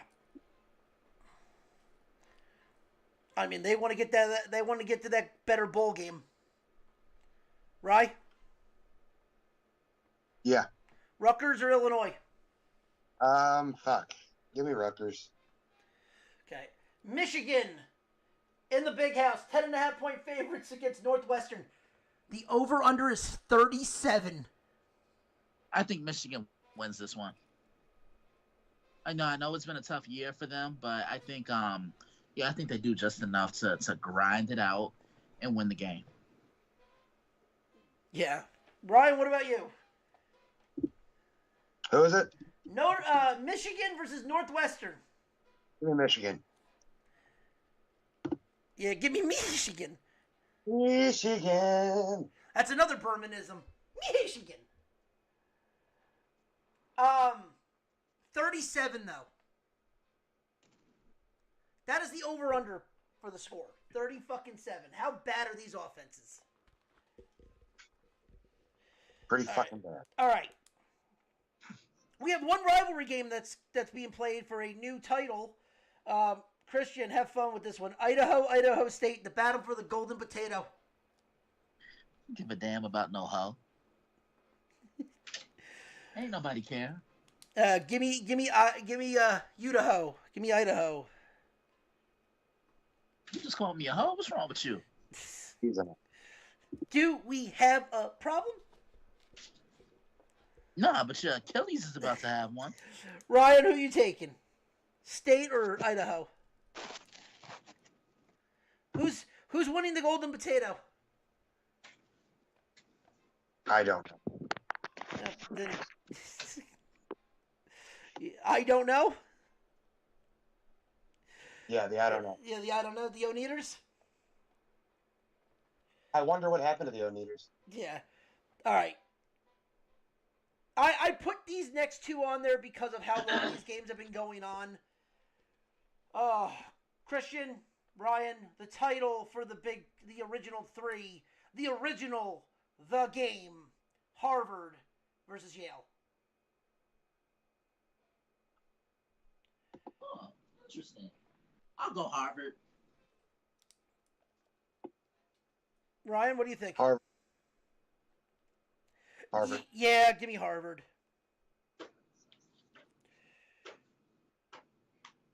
This is so it's funny. This game has been played every year since 1875. It is the third longest rivalry. The final game on this list, though, is the longest rivalry in college football. Lafayette versus Lehigh. This is the 160th meeting between these two teams. It is considered the longest in college football history. And with that being said, I am taking Lehigh to smoke the shit out of Lafayette. Okay, then. What? I'm going with you. Okay. Christian? Ain't nobody care. Really? You don't care about history? Who are the teams? Lafayette versus Lehigh. You know I don't give a motherfucker. Motherfucker, you live right by it! Oh, okay. You live a stone throw away from the stadium. Okay. And tax is still high in China. What you want me to do about that? No. Tax, yeah. Good luck with congestion, too. Yeah, and that too. Again, what you want me to do? Make a pick. I just told you.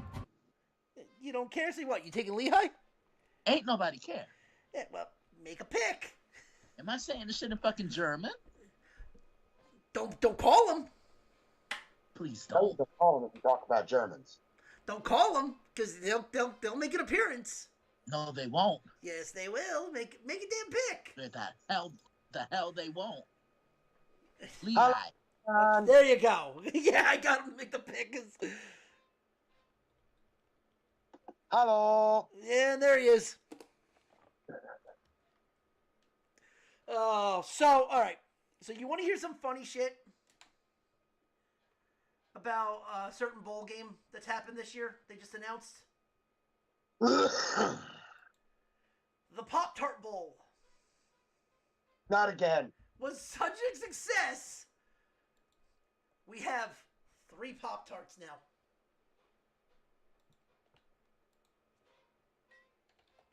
I don't know how I feel about this.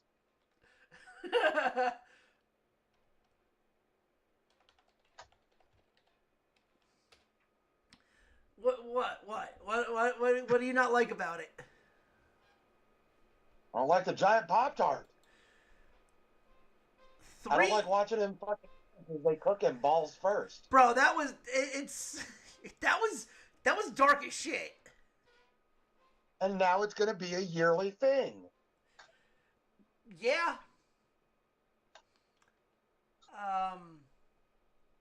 So last year, Frosted Strawberry was the... All right, so now competition are Frosted Hot Fudge Sundae, Frosted Wild Berry, and a mystery flavor.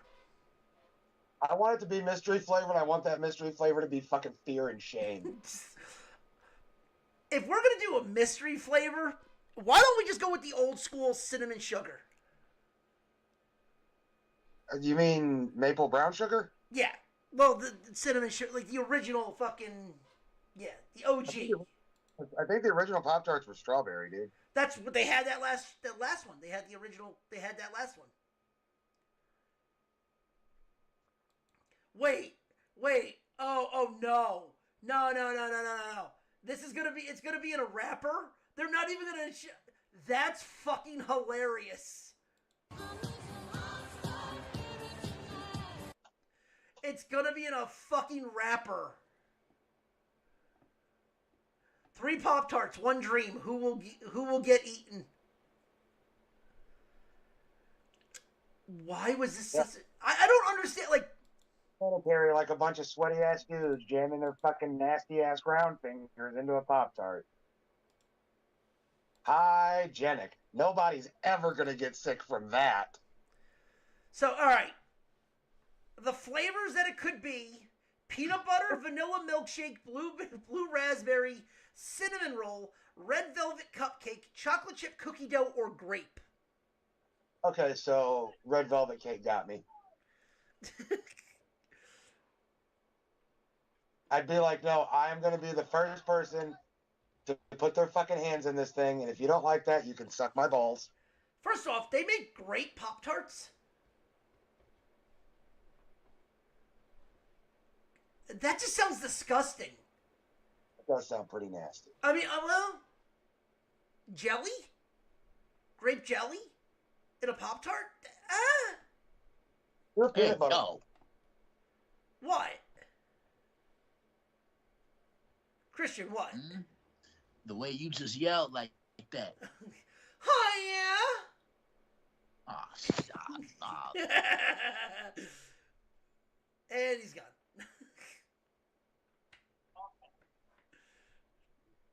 Actually, he fucking did leave. Did he really? Yeah, and he's back. Welcome Yeah. back. Motherfucker, Christian. Mm-hmm. Hey, I could always do that to make John uncomfortable. You could. But yeah, so a grape jelly Pop-Tart. I think they did peanut butter ones, dude. Yeah, they've done peanut butter before. No, I think they did a peanut butter and jelly one in the peanut butter line. Yeah, that doesn't sound horrible though. Like now that you think about it, you can't have that toasted. It was fire, especially when it was toasted. It's like making a fucking peanut butter sandwich on fucking toast. I mean, some people would just fucking spread peanut butter and jelly on 2 Pop-Tarts and eat it that way. Okay, you want to hear the nastiest thing I've ever heard somebody, and just cholesterol up the wazoo. All right, go ahead. Have you ever seen someone put butter on a Pop-Tart? Yes. Have you ever put butter on a Pop-Tart? It's so friggin' good. It really is delicious. It's a heart attack waiting to happen. No, that's only if you smother it. But if like you just like get a little pat of butter and you spread it on the bottom of it, it softens it up and it makes it a little sweeter. Okay, fair. Yeah. This is going to be... It's funny as hell that this is going to keep being a thing, and the fact that they've got 3 of them.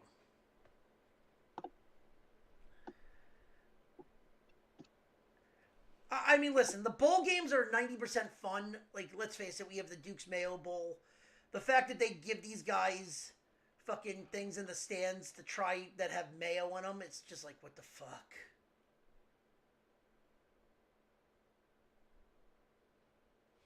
All right. Ready to pick out NFL games? Yeah, you ready to watch Daniel Jones be the 4th quarterback? He actually is. They actually demoted him to QB4. That's crazy. And Roddy, didn't I tell you Buffalo was going to beat Kansas City? Yes, you did. Mm-hmm. That game was going to be tight. We all knew that game was going to be tight, though. Yeah. All right, yeah, let's, Tommy DeVito is your new starting quarterback for the New York Giants. But first, let's go to Thursday Night Football and talk the Steelers. All right, 3.5-point favorite against the Browns. Go Steelers. Yeah. I like the Steelers. I think this is the best job that Mike Tomlin has done as the Steelers head coach. I mean, right now, he is the runaway favorite to win Coach of the Year. Well, they only need one more win, and Tomlin does not go under 500. He never goes under 500. Man, he never has. I'm saying, like, one more win, though. Everyone thought this was going to be the year that they did it. No, dude, Tomlin's a good coach. Tomlin's a Hall of Fame coach. Yeah, no, Tomlin's a good coach. It's just, man, they've made some really shitty picks over the years. Yeah, but he's made them work. For a while. I mean, look at fucking Mike. Oh, fuck, what was his last name? Mike Wallace? Mike. Yeah. Yeah. But, I mean... He had such potential, and with the Steelers organization, he started to fucking achieve it, but his ego got in the way. But here's the thing. Even with that, he's never had a losing record. He's been 8-8 or better. No, that's what I'm saying, man. Like, he's always been 500. Tomlin's a good coach. He'd have more playoff appearances and championships under him honestly, if they just picked better. That's fair. All right, speaking of Tommy DeVito, the Giants are 6-point dogs against the Buccaneers. The Buccaneers? Why do I have a feeling the Giants are going to fucking pull this one out? They could, but at the end of the day, Tampa Bay is the better team, and Tampa could be getting Mike Evans back. That's going to be the thing. If they get Evans, they're running away with this, and I think that's what the spread is saying. I think the Giants pull. I think the Giants keep this game close because they want to rally around DeVito. Yeah, but give me Tampa. Right? Yeah, give me Tampa. Yep. Give me Tampa. All right, the Vikings versus the Bears. New offensive coordinator for the Bears. Don't mean shit. Vikings are 3.5-point favorite. Give me Minnesota. I haven't really been impressed with Minnesota these last couple of months. Yeah, like but Caleb's looking like a rookie. Yeah, but these last couple of games for Minnesota, they haven't looked all that great. You let Jacksonville hang around. You didn't look good against Tennessee. You didn't look good against Indianapolis, and those are all lesser than opponents than you. Then you didn't really look good against the Jets either. If I'm being completely honest, like the last time Minnesota put together a complete game for 60 minutes, I'm talking from the first 15 until the final 15 was when they played Houston in week 3. I'm going with the Bears here. Look, the Bears could have won that game the other day, but I think the Bears find a way in this one. Right? Who is it? Chicago, Minnesota. Give me Minnesota. Okay. Next on the list, the Detroit Lions bite kneecaps take on the Indianapolis Colts. Detroit is a 7-point favorite. Whoo, Nelly. Give me Detroit. Yeah, Detroit.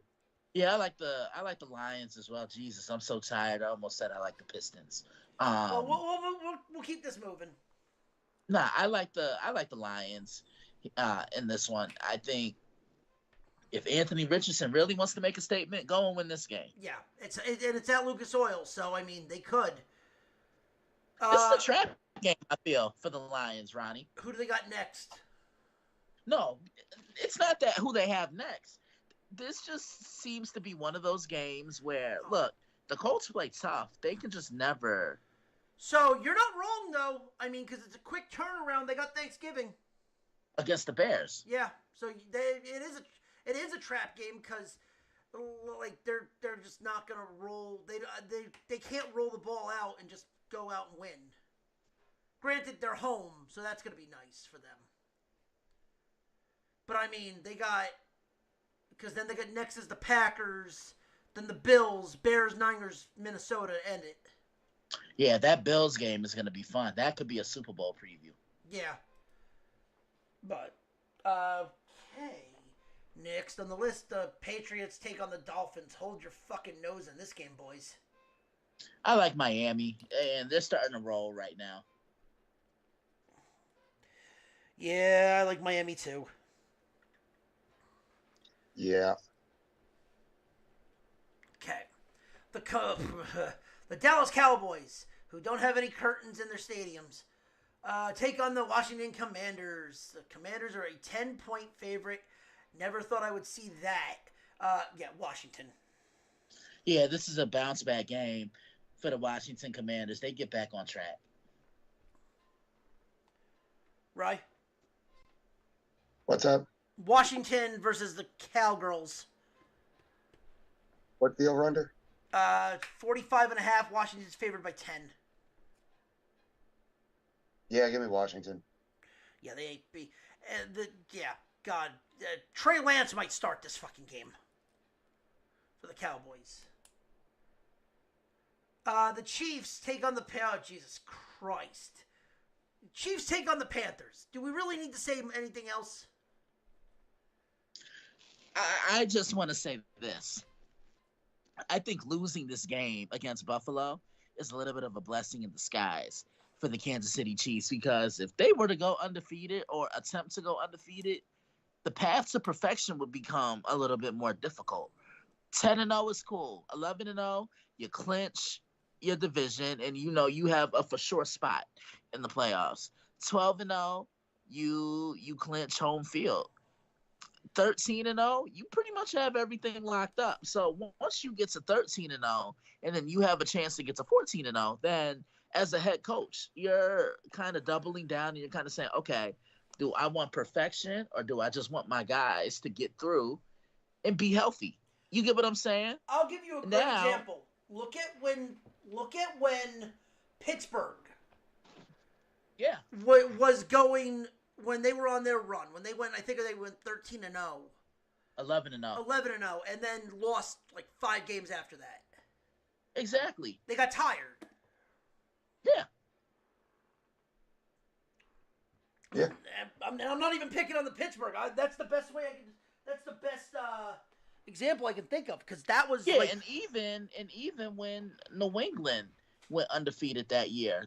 Look at the first 8 games of the season that year compared to maybe everything going into the playoffs. They did not look all that good because they were tired. Yeah. You're absolutely right. But, yeah, fucking Mahomes should have a field day with this game. Like you said, Christian, this is a bounce-back game for them. Absolutely. Yep. All right. We're all in agreement, right, Chiefs? Yeah.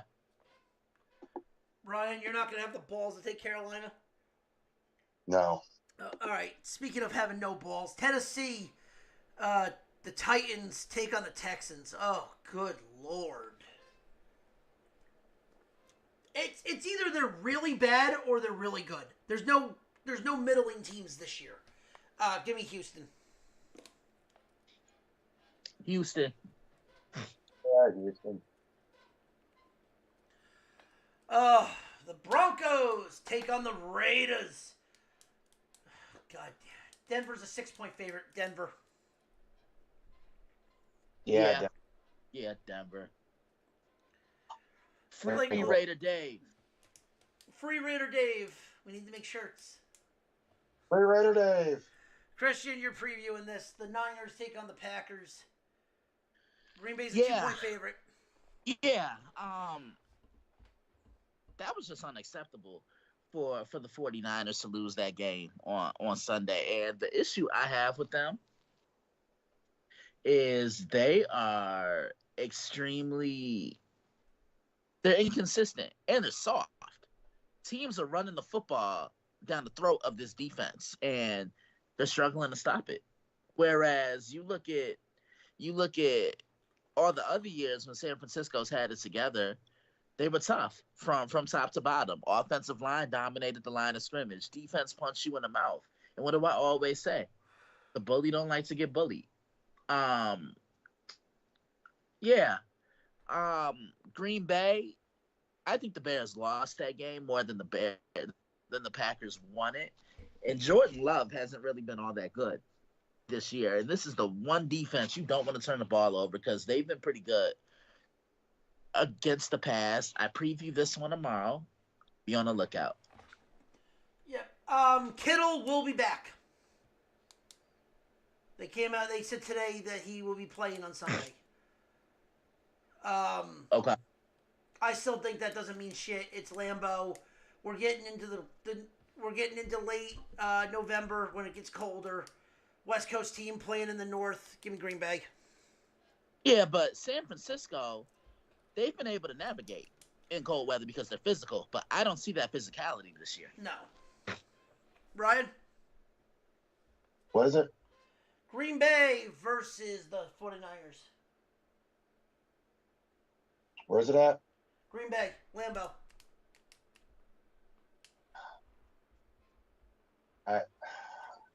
I'm going to take the Packers. Niners are going to fucking freeze out there. All right, speaking of freezing, oh, God. This actually is a good game, but it just feels like it's going to be shit. The Cardinals take on the Seahawks. Arizona's a 1-point favorite. I previewed this one today, and I like what Arizona's doing offensively, and they're playing better on the defensive side of the ball. Seattle saved their season last week. Whoever thought that this game would be for first place in the NFC West? Right. I think Arizona keeps this moving. 90 seconds. Thank you, Brenda. I believe that too. I think Arizona keeps the train rolling. Ryan, what do you got? Yeah, I'm with you. All right. The Eagles take on the Rams. I'm jotting Philly down for Ryan. Go Eagles. Philly's a 3-point favorite on Sunday Night Football. Listen, Saquon is going to run all over this team. Give me the Eagles. 60 seconds. Yeah, I like Philly as well. They're rolling. But this could be a trap game. Look who Philly has to play next week. Is it Washington? No, Baltimore. Oh, yeah. Yeah. Good morning, Baltimore. No hairspray. God damn it. Yes, I do know. Unfortunately, I know show tunes. Fuck you.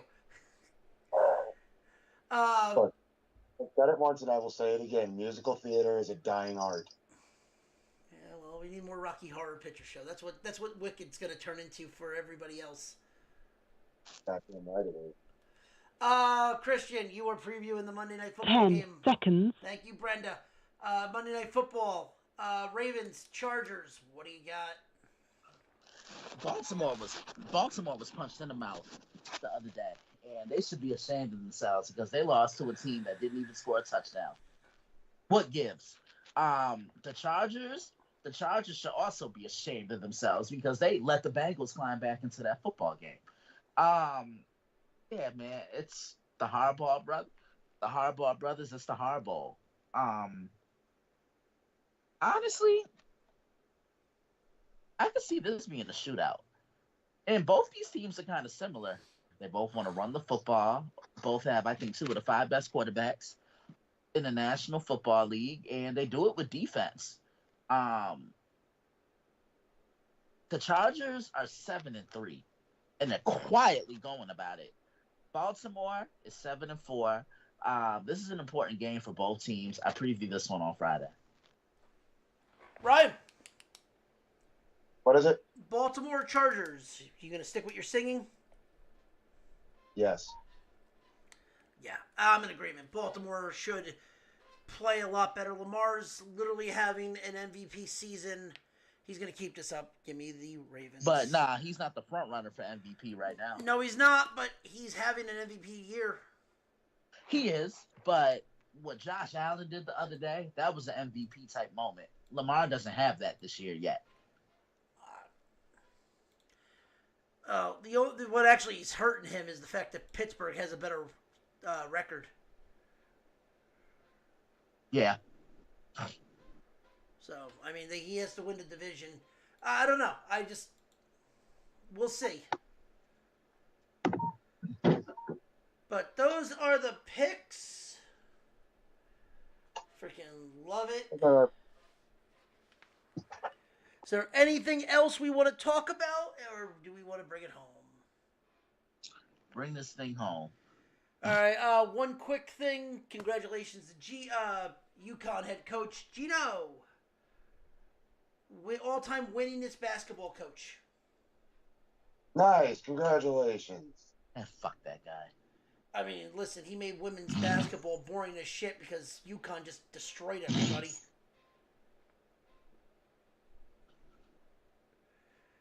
Don't be drinking no haterade. He's the winningest coach. Give him his props. No.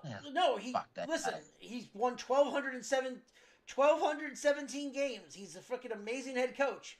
But in the 2000s, it was boring as shit to watch women's basketball. I mean, it's still kind of boring as shit to watch women's basketball. There's a lot better. It's a little more invigorated now. There's more teams that are actually capable of winning. And really, that has a lot to do with Caitlin Clark going through. But, Christian, what would you say back in the day? There was maybe 3 teams? Yeah, UConn, Tennessee, and maybe South Carolina? Nah. Not what they were now, but, right. you didn't... there was... If someone came out and beat UConn, it was big. It was huge fucking news.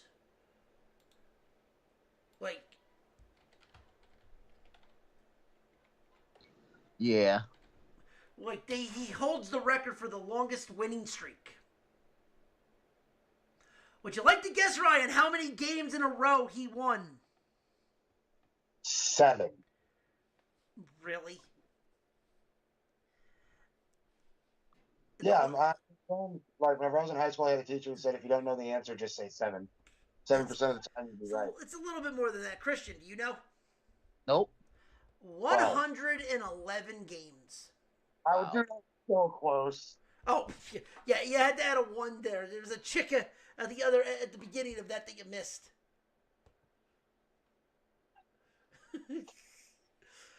111 games consecutively and without a loss. That's fucking insane.